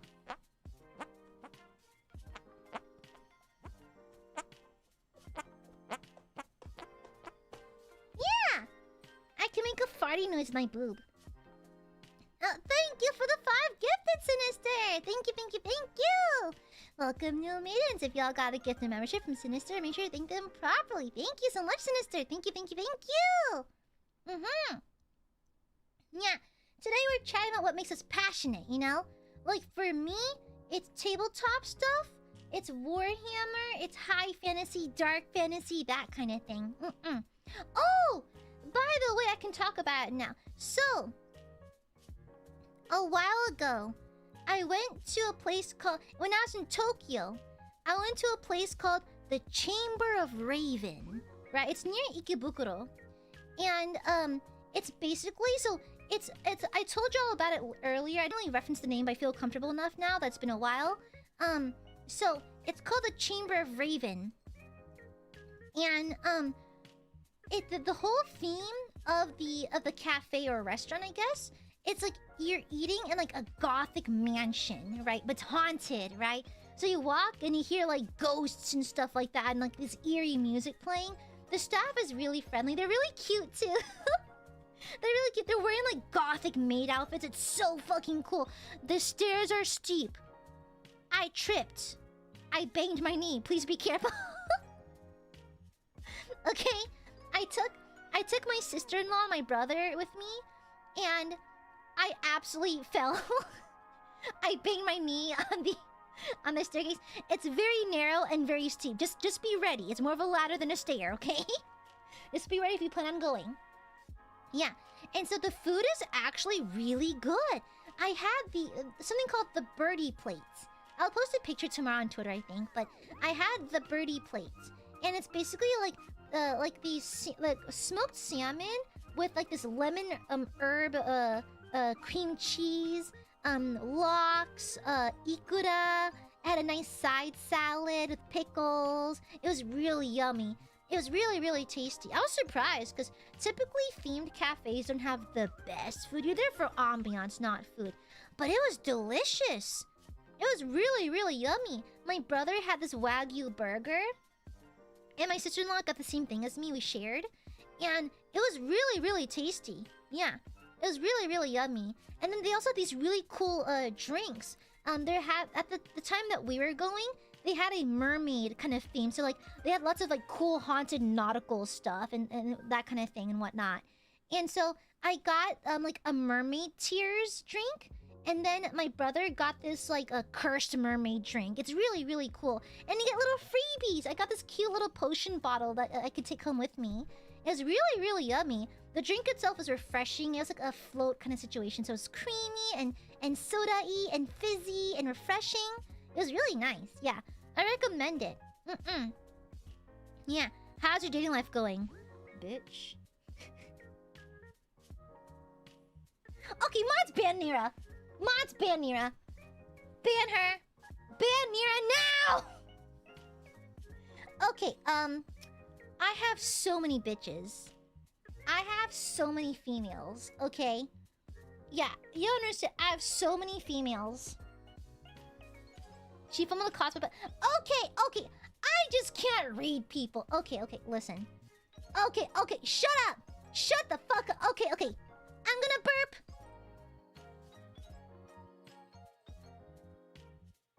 Skill me. Okay, listen. So, a while ago, me and Mod-chan went to like a little like anime event, right? And we met with one of her friends there. And as we were browsing and that kind of thing, the anime event is kind of like we were staying there for a couple of hours. So I was there the whole time. I was volunteering, and so we were looking at the booths. And one of Ma-chan's friends who was cosplaying was like it was her first time meeting, and so I was like, "Oh hi, I'm Aya. Nice to meet you." And she was like, "Oh hi, I'm so and so. Nice to meet you too." And we kind of hit it off because we talked about like New Carnival. We talked about games we liked and that kind of thing. And we're really, we're getting along. And so I noticed that like she was laughing a little too hard at my jokes. Cause I know I can be funny at times, but not that funny, you know? And I remember I was like looking at the boots of like the artists and thinking of buying like a keychain or something, and I was like, should I buy this? And then she just goes, oh, I'll get it for you, don't worry about it. And I was like, nah, it's okay. I don't accept things. It's rude. You know, I can't just accept it. That's rude. And so I noticed that, like, as shut up. So as we were walking around, like she would touch me every now, not like a bad, like my hands, like my shoulder, that kind of thing. It's like she knew I liked certain anime because I told her, and so she's like, oh, like she put her hand on my arm, my shoulder, like, oh, it's that series right there. You like that series, right? I'm like, oh yeah, I do, like that kind of thing. And so, and I was like, oh, why is she touching someone? I guess she's just really friendly. I guess she's just really friendly. And then, well, you're interested. I thought she was cute, but I was like, okay, like, but I'm not looking to date right now or anything, so. And so, okay, and so, at the end of the day, we're like chit-chatting and that kind of thing, and I was like, okay, I had to go home now because I had to go stream. And I was like, okay, guys, I'm gonna head out for now. Y'all take care, bye-bye. And she was like, oh, hey, Aya, do you have, like, an Instagram or something? And I was like, oh, no, I do not.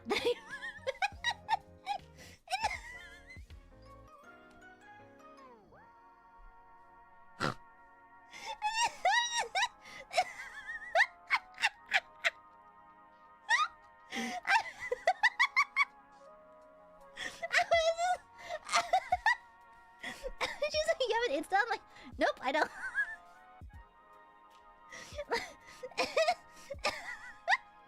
I was like, no, actually, I don't. You see, that's the sketchy stuff of being. I'm a VTuber. I have no socials outside of Twitter, you know. And so, eventually, we actually exchanged new carnival IDs so you can play together and that kind of thing. But yeah, and so. I didn't know! I just thought she was being friendly! Okay, I thought she was being friendly. Okay? Shut up! Shut up! Shut the fuck up, you don't know me like that! Shut up! Thank you for the super wacky warrior. I like this stream, but I'm passionate about zombies, swords, zombies, hamburger zombies, and ILUNA. I mean, I don't know. Zombies to me are among the less interesting of the horror, like, cliche, not cliche, but like the characters in the horror sphere. But I like the idea of like lobotomized people. It's interesting. That's like servitor so much. Yeah. If you like hamburger, have you had a peanut butter and jelly hamburger? It's pretty good. I recommend it, Wacky Warrior. Mwah! Thank you for the super. It's some kind of contact, right? No, we just have each other on New Carnival, that's it. That's it. We get rewards from like you know, like when your friend list is full, you get currency to do rolls. And so we're connected on New Carnival. Yeah. Yeah, PB&J and a burger. It's really good. Yeah, it's really yummy. You like wait, no, did you mention Apocalypse no Toride a while back? Someone in chat, I think it was Wacky Warrior. You mentioned, I think it was Apocalypse no Toride, one of my favorite manga of all time. I was trying his coffee shops. I'll do. Ooh, girl, there's no greater disappointment than getting a coffee at a new coffee shop, a small business, giving them a chance, and the coffee's ass. That is true. That is true disappointment. Yeah. Thank you for the super wacky warrior. I should clarify, I would smooch a zombie.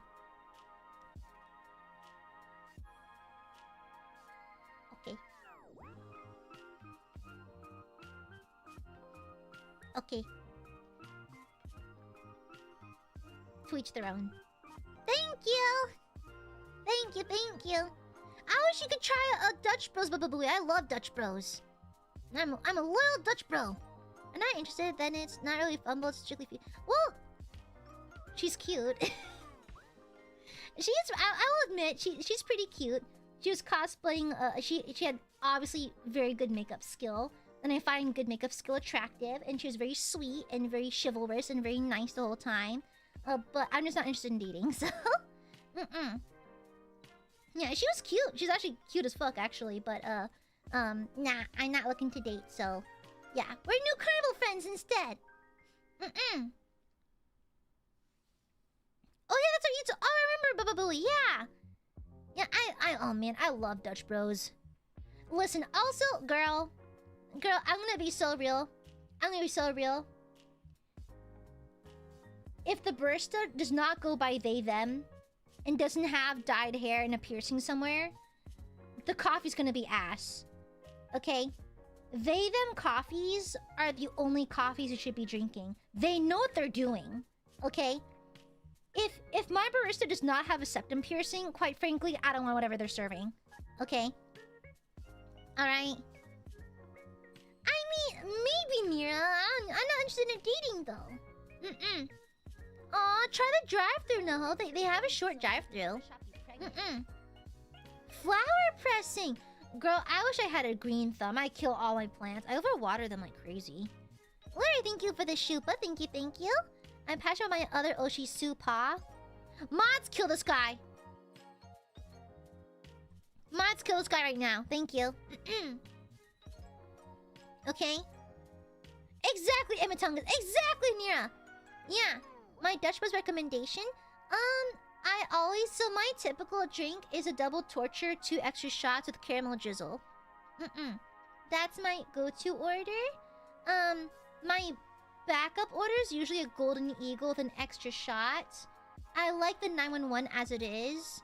Yeah. Also, I have the demon drink. So, I have what's called the chaos drink or the demon drink. And it's a psychotic Dutch Bro order that I found on Reddit, and I modified it. So every now and then you get a free drink, right? So I get a very large 32 ounces. I get a Biljo and Breve large 32 ounce with hazelnut banana soft top, extra sweet, picture perfect, cinnamon sprinkles, light ice, and 6 extra shots of 6 extra shots. So it's my psychosis drink. I order that when I get my free drink reward. Yeah. My baby cough. It's not that baby cough-ish. Shut up. It's not that baby cough-ish. I'm not casting. So I'm reading my Dutch Bros order. It's not a spell. What? Thank you for the Aka Shupa Mavros. I'm passionate about the fact that supers are free. Mods, kill this guy. Incorrect. You know what? I hope you get an ingrown ass hair. I know you've got ass hair. Not me, though. Girls don't have hair. I'm fucking bald. I hope your ass hair gets ingrown.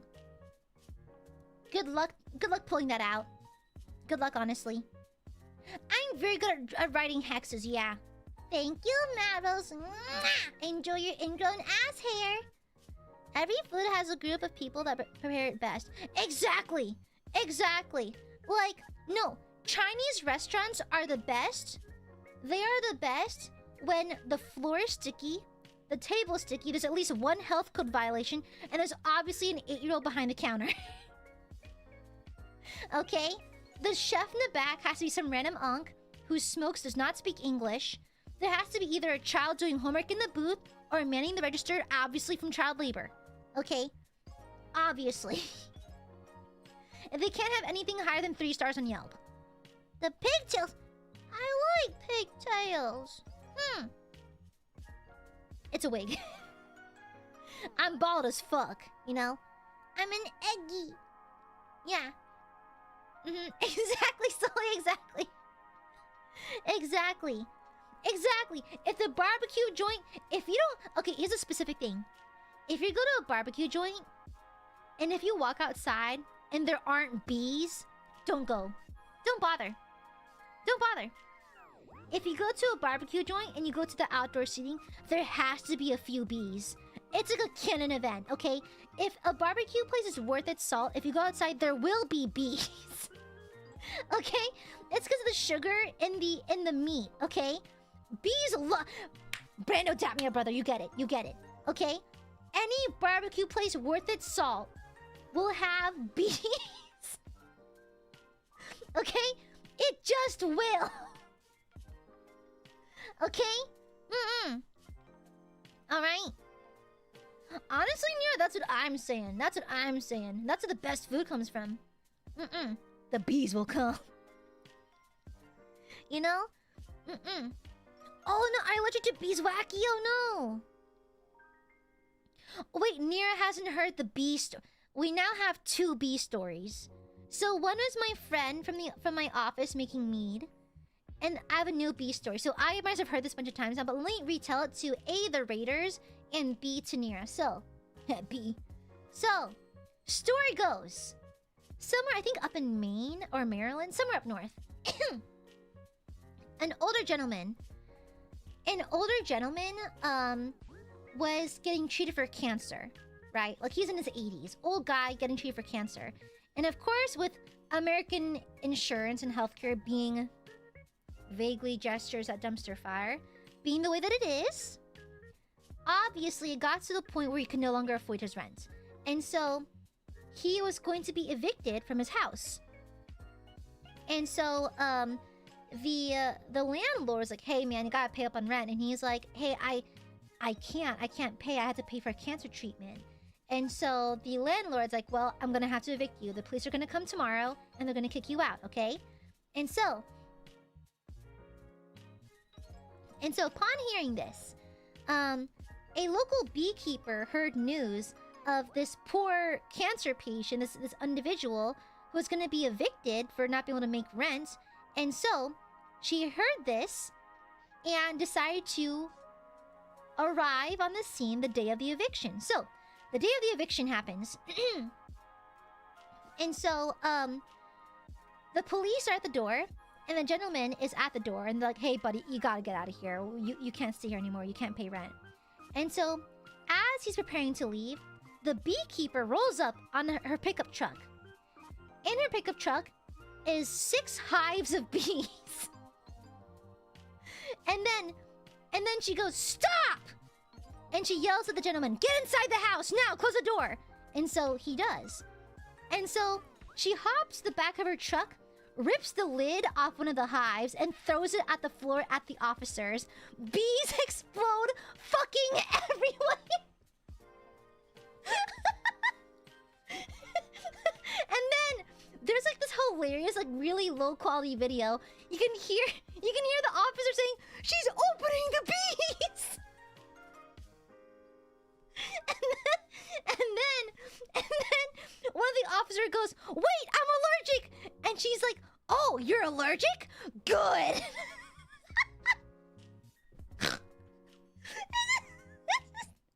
The most psychotic shit. Absolutely insane. Oh, you're allergic? Good. I love it. She got arrested. She got arrested and a lot of bees died, but like it's kind of iconic. I think she's spending a year in prison, so but for icon status, worth it, I think. It's so funny because the video, like recording the event, is like, girl, they filmed with like a microwave or something. It is low quality. It is 3 pixels, but you can hear she's opening the bees. Yeah.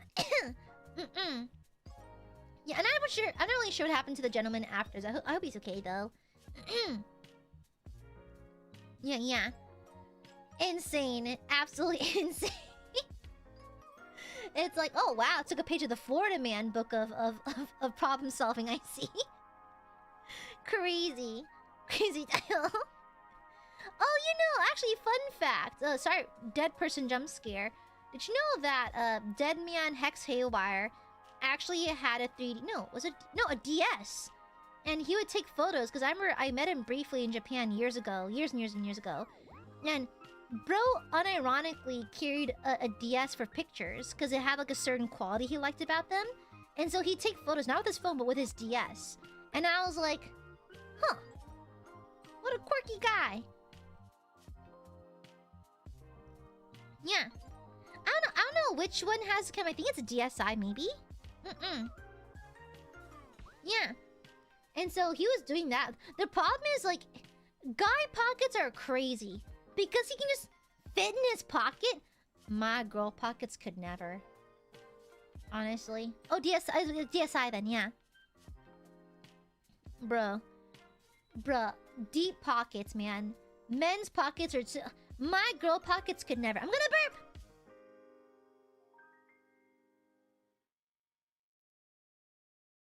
Excuse me.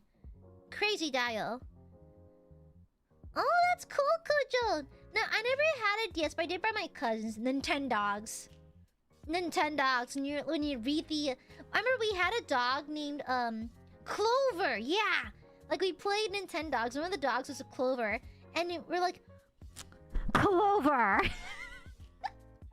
then when the speaker would say the name back to you...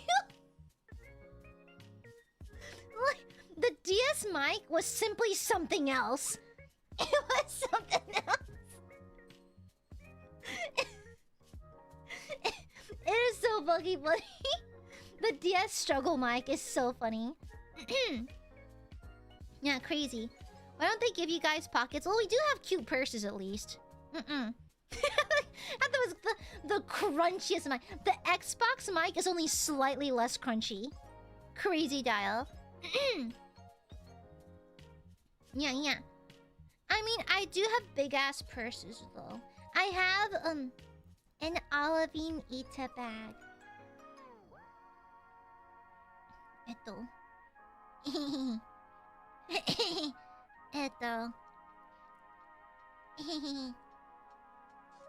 Oh, I know, right? So yeah. You have. It was very fascinating. Yeah. And so, anyhow.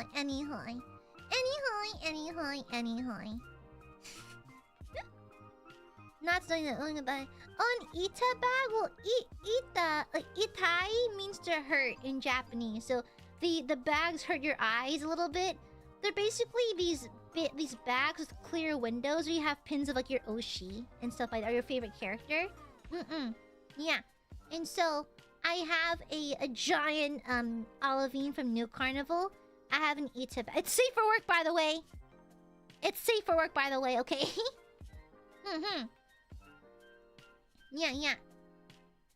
It's like oh yeah, it's Japanese. Yes, it's Japanese. Yeah. And so it is safe for work. His titties are away. Okay? In case I bump into children, I have only safe for work images of my husband. Okay, my wife. Okay? I mean, cringe, does it? Well, bites lip. I mean, okay. Am I delusional to say that I think me being cringy is one of my charm points? Isn't it? Like, being an evil theater kid, an unironic LARPer, I think it's a little endearing. You know? I could be anything else, you know? I could be so many worse things. You know? And so, I think my cringe is part of my charm. Yeah. Oh, it's painful. Was it painful or cringe? Oh, either way. Yeah, I'm just a goob. It's like, I don't like nonchalance. Why do we have to be nonchalant all the time? Be passionate, it's fun. You're gonna be bald and dead one day, brother. You know? Silence, Larry! Yeah. It could have been adventure cap. I could have been French. But instead I'm cringe, which is way better, you know? Transformers! I've always been more into Gundam because I like the shapeliness. Okay, in the least sus way possible, I like the curvature of Gundam. I like the pinched waists, the flared skirts, and like, okay, This sounds freaky. I like their feet. Let me clarify. Let me contextualize. So, the reason why I like Gunpla's legs and feet is I like the effort into making it look like calves, like muscular calves. The curvature of the ankle and the heel down to a pointed... it looks like high heels, you know? It's cunts, you know? Yeah. And so, like, without being too freaky about it, the feet are really attractive. Just the overall, like, silhouette of Gundam I find more attractive than Transformers. Because Transformers, I think, has an appeal in its blockiness, but I like the curvature in Gunpla. In Gundam, pardon me. You know? Optimum Pride! Like that one. Ah! That's cool though, Cypher. Yeah. I like their feet in like a design sense. Not like a freakazoid sense, you know? Not that I judge, you know? Yeah, crazy dial. Okay?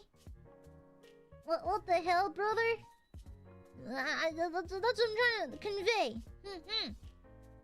That's what I'm trying to freaking convey. Yeah. My little brother gets me. That's cute, though. Attractive. Yeah, you can find something attractive without wanting to put your pee-pee in it, you know? Yeah. It's like, you can just, you know, find it attractive and not want to bang it, you know?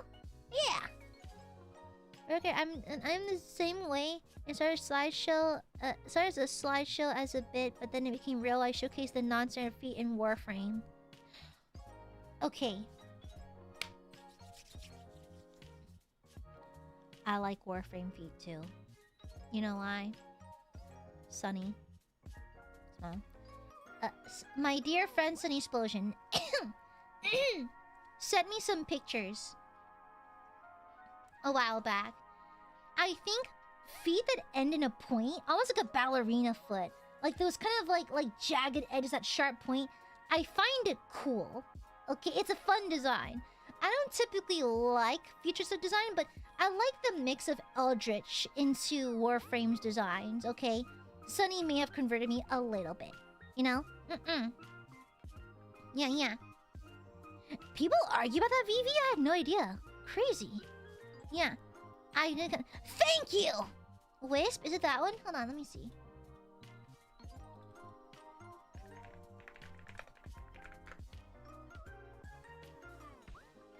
God damn! Oh, sorry.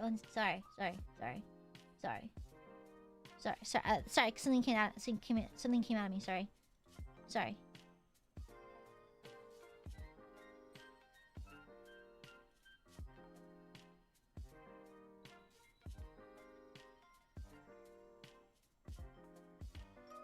I found the fan art.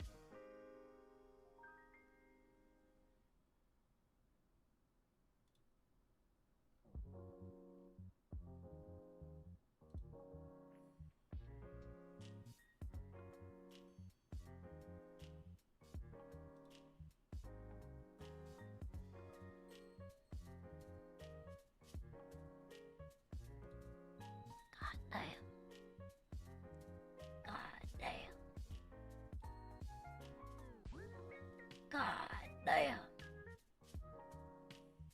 Never kill yourself. Never kill yourself. Life is too damn good to give up. Never kill yourself. Damn. Should I play Warframe? Wait, hold on. Should I? No, it's my links now! Shush! They're mine now! They're mine. Okay? Which one's the pregnant one? Me. Mayhaps? No! Mayhaps? I need to check for perms. We'll see. I am playing a bunch of new games this week, so... Yeah. Mayhaps. Mayhaps.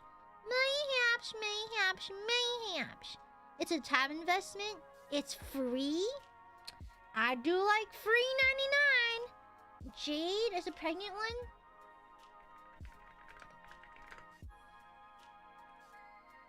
I remember seeing her on Twitter. Why must everyone have the smallest, most cunty waist? Why does everyone have to be built like an hourglass goddess? Crazy dial.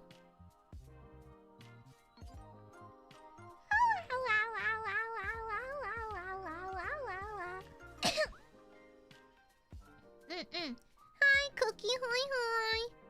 Hi, hi. Oh, is that so silly?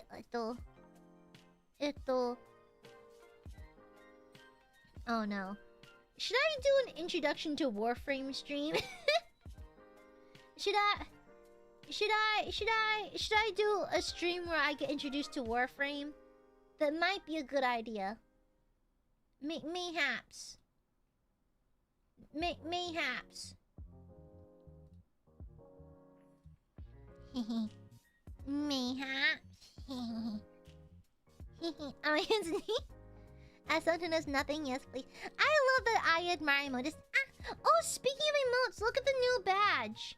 You'll be getting this soon.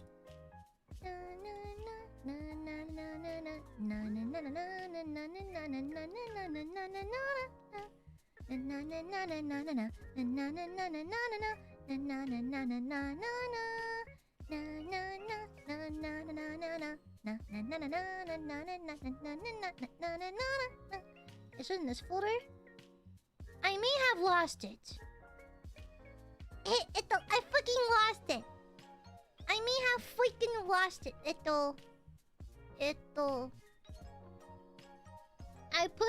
have a picture of Aiadmirers' feet, but like, I forgot where I put it.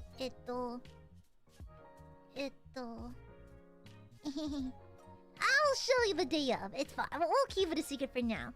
I do have this though. Yeah. Yeah. My nick about streamers playing for Warframe for the first time, so people can be overly helpful. Not fully backseating, but they are sometimes overly pushy about what you need to do and how to build. Ah. Don't worry, Machan will be sitting in the seats with a shotgun. Don't worry about it. Do it again.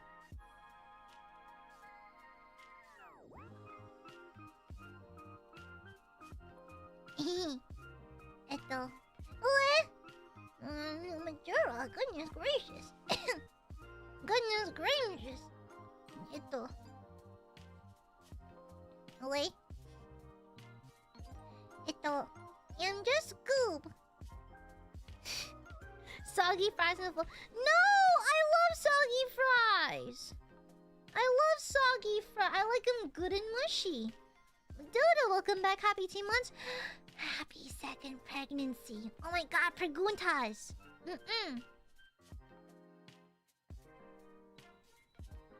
Oh, people spam streamers with gifts? Like on stream. Oh, like in the game? Well, I guess I can cover my user ID for a while. Yeah. I could just cover my user ID to prevent people from finding my account for a little while. We'll see. I need to double check if we even have perms. Yeah. Thank you, Nira! Dap me up. Dap me the fuck up, Nira. You fucking get it. You literally get it. You literally... Guys, Nira gets it. I love butter too, but that's because I'm American. Yeah.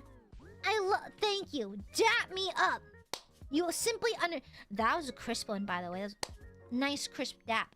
But, like, they're delicious. Thank you, Nira. Oh, it's a little easier to be onboarded, Memantilla? Ah, gotcha. Ah, we got off topic. Well, I actually do have to wrap up stream soon because I'm gonna try to go to bed because I am whips jet lag.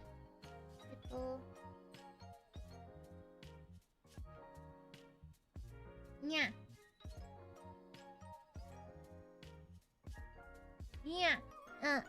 I'm a little jet lagged.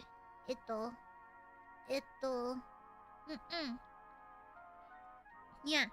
Aha! Sinister admits it. Haha. Hey.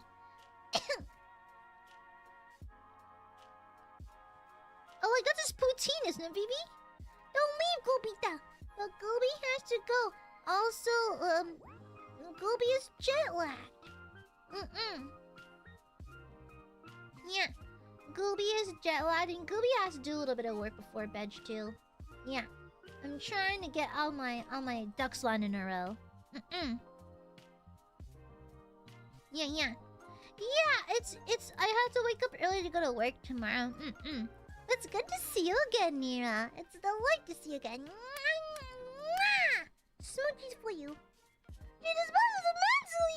What? I love Goob. I love my burbies. I am passionate about my burbs. Yeah. Okay. I love Burby. I'm passionate about burbies. All the projects I work on are for the borbs. They're for my borbos. I simply adore them too freaking much. And I do everything for them. I exist for my burbies. As long as burbies need Gooby, Gooby will be here. Thank you for the 36 months, Cookie Angel. Happy 3 years. Oh yeah, watch this. Unlags your jet and jets your lag. Karlak is also there. And she's pregnant with my child. Thank you, Cookie. Milg. Man, I love Goob.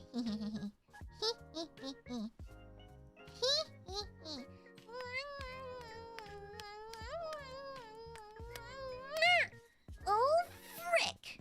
I love babies forever. Love forever. Do you ever feel like unironic cuteness aggression? I have the most powerful cuteness aggression for Aiadmirers. I simply adore you. I have the craziest, most powerful cuteness aggression. You're just so cute. Yeah. Nia, thank you for the showpa. Sleep well, Goop. It's nice seeing you in the Aiadmirers. Fuck you. Never mind. It's not nice seeing you at all. I'm so sorry. I had to do it at one point. Never again, I swear. I don't believe you! I don't know, Nira. As the owner of the Goon Forest, I don't trust you right now.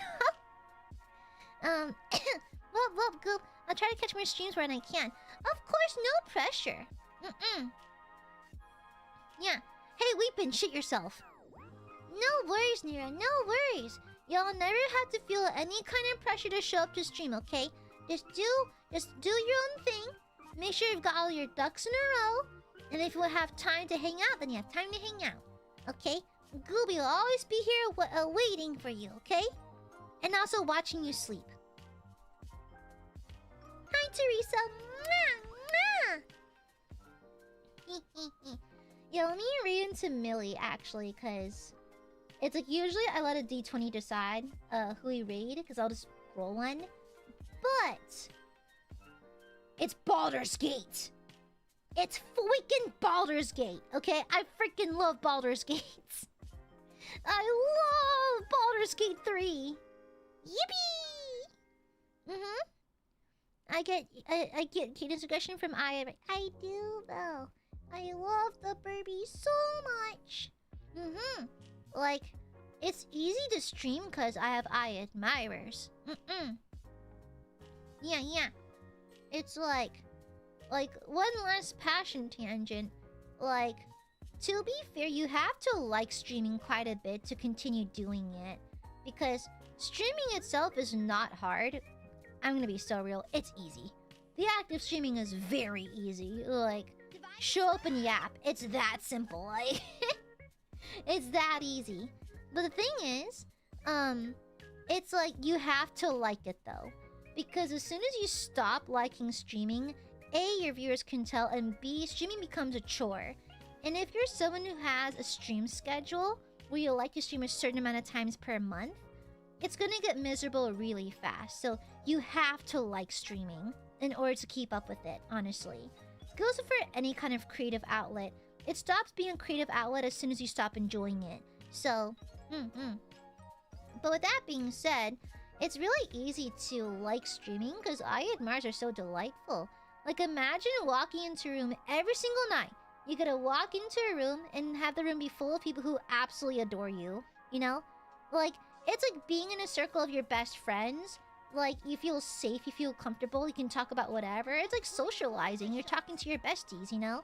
And so it feels so comfortable and safe and warm and fuzzy. So like it makes streaming extremely easy. Like I wouldn't say that I've always had a passion for streaming, but I certainly have one because Aiadmirers are involved with it. Cammy, thank you for the shilpa. Like Gooby almost ate shit during my Why aren't you being careful, Cammy? I wasn't paying attention and kicked the curb so hard I felt the pain radiate from my leg to my brain. Cammy, be careful! I'll smooch it better. Mwah! Feel better, Cammy. Put some ice on that if it swells. Be careful. Goodness gracious. Some people have nightmares of clicking go live. You can say VTweeters. It's fine. You can say it. You can say VTweeters. It's okay. Not a banned word here. You can say it. VTweeter. You can say that. You know. Like... You can say it, it's okay. It's like when your entirety of your content is tweeting controversial opinions and hoping that someone rage clicks on your tweet. That's one thing. Going live is another. Oh, good job, Kimmy, but still be careful, be careful. Yeah. You're trying to stall her tricks. Yeah. Oh wait, hold on. Sinister, thank you for the dono. Thank you. Oh my god, I'm buying a Bane Blade. Do you want me to read this out loud, Sinister? I can read it to myself if you prefer it that way. Yeah. Have you had a dream or a nightmare of going live on accident? Yes. For some reason, I had a dream where I was live streaming myself getting arrested. So basically your average kick streamer. So like, I had a dream I was a kick streamer. It was crazy. Insane. But thank you for your dono. Thank you, Sinister. You're so sweet. Aww.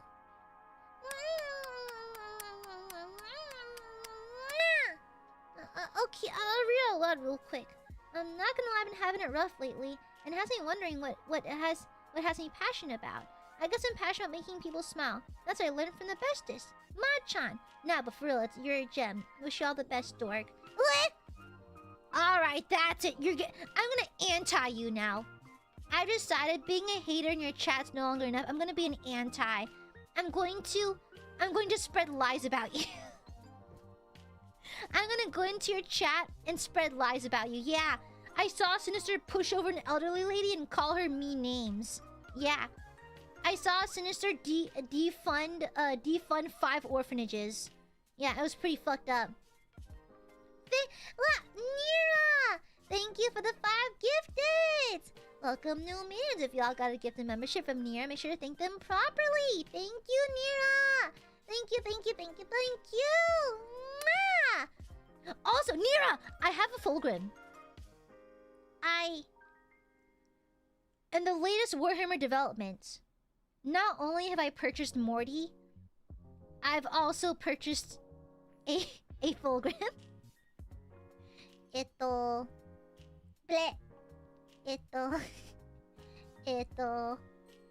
purchased a fulgrim.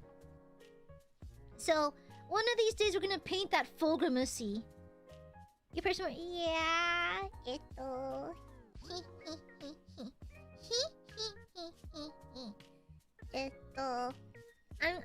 am I gonna kiss him? Yeah. Oh, I mean, paint him and build. Yeah, that too. Yeah. Yeah. Oh no, I will do on stream. You know why? Because then it's a business expense. Yes, I will paint it and stuff on stream because when I do, it becomes a business expense. So it just makes sense, right? Why do you show your minis on stream? Because it becomes content. And it's a business expense at that point. Listen, Mr. Uncle Sam's not gonna hear from me, okay? It is what it is. But yeah, I'll schedule time for that. Maybe next month, I think. Yeah, next month. They've been sitting on the pile for a little bit now. I don't even like Mortarion that much. His model just looks so fucking cool. He looks so good. He looks so good. Look, having a hard time being what I'm passionate about.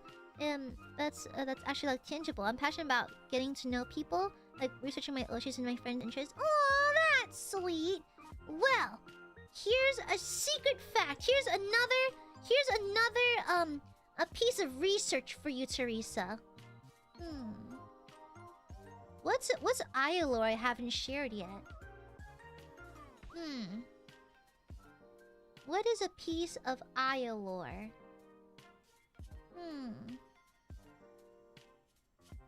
Ah, yes. So, I used to model for a few indie clothing brands back in the day. Now, I was with a hand model and a face body model. And I remember a while back, so the thing is, I would occasionally be scouted, very rarely, but it would indeed happen. One day, a gentleman came up to me and my friend while we were hanging out at the mall. And this is when I was in college.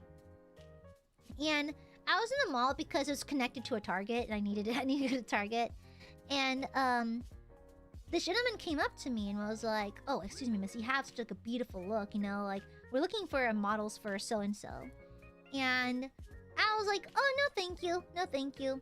All of my gigs I've known through friends of friends. Like I had to know you in some kind of form because things get a little sketchy out there, you know. And plus, the idea of being in a room with someone I don't know and a photographer I don't know is not my thing. And so all of my gigs I've done have been through friends of friends, you know? And so I know them to some degree, and that friend is usually there with me, right? And so I politely rejected him. He tried to push his card onto me. I'm like, "I'm sorry, I'm not interested, I'm sorry." But he was really pushy. He was really like trying to get me to take his card. And I was like, "No, like, I mean it. I'm sorry, no thank you." And then the friend I was with, like, "No, she really means it. Like, okay, let's go." And so, we backed off. We actually literally ran into another store. I found out months later that that guy went to jail for trafficking. So, that's why you gotta be careful. That's why you gotta be careful. So, a new piece of ILUNA. So... yeah, it gets bad. So, like, that's why I was always very keen on, like, only if I know you, right? If I personally know you to some degree. Yeah, so... da-da-da-da-da-da. So, be careful. Have your guards up out there. You never know. Yeah. Exactly, Sinister. That's what I'm saying. Oh, you should build more Target. I'd love to see it, too. Yeah, no, you gotta trust your gut instinct with these things, you know? No, yeah. Anyhow.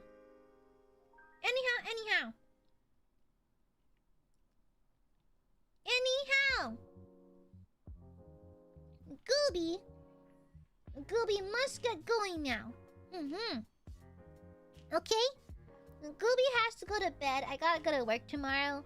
And I'm a little tired, which is good. I need to catch the sleepy train as it arrives to the station, or else I lose it. So, but it's Gooby Eepy time! Yeah. It's Aiadmirers Day next week. It's this Sunday. I'm sorry, Madra. Yappy time over. Gooby's gotta go now, okay? Yeah, I'll give you smooches to hold you over.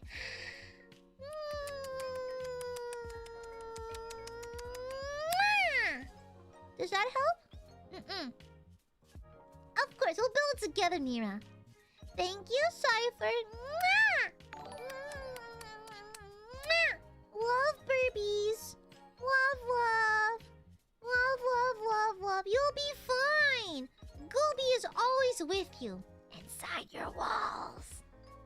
Don't worry, Aiadmirers. We've surgically sewn ourselves together. You'll never be alone.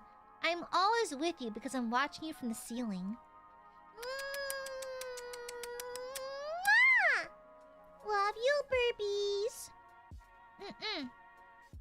Got some great news today. Oh, awesome, Sinister. Glad to hear. Good, good. Great. Good for you. Mwah! Congrats.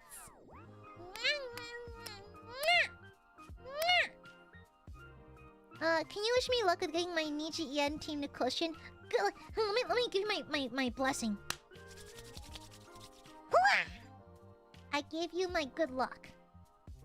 Or a swarm of locusts. It can be either one. My magic's a little bit weird. You know that wild magic? Yeah. Oh, by the way. D&D end of September. Yeah. So, do me a favor. And keep the last week of September free. And in case you missed... Maybe the first week of October. We'll see. Last week of September, first week of August. I mean, October. Let's see. Also... Thank you, Kit Claire. Keep the 12th free. If you can, if you're able to, I recommend you keep the 12th of September free. Of course, Sinister. Okay? Yippee! Alright.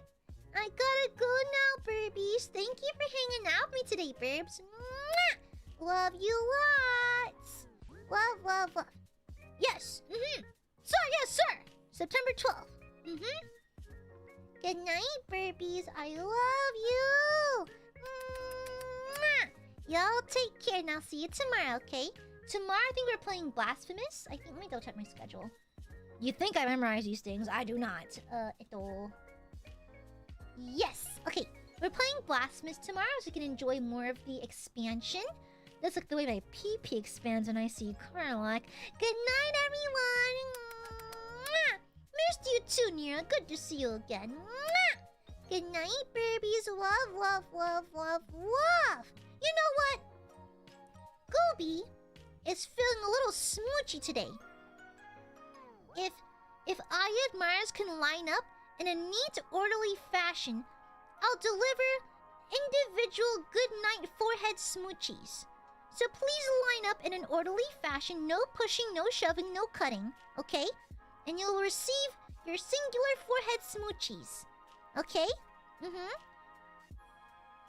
Alright? Protrix, Cookie, Kit Claire, Majura, Ashley, Decibel, Cujo, Mementoa, Josh, Trollbeards, Media, Jesse, Brando, Cypher, Sinister, Dustin, Nira, Kamikuma, Cypher, you already got your smoochie. Hunter, Speedster, Riri, Bubba Boy, Tangents, Nicholas, Justin, Sully, no trampling, Sinister. Teresa, no, none of that. Ash, Pinkerton, Lee Chibi, Notorious, Emma Tungus, Cypher, you got yours. Zidane, Akun, Ruizu, Oi! No cutting a line! Strawberries! Hehehehe. Project Mars, you too! Y'all take care, Burbies. I'll see you tomorrow. Tag you're it. Bing!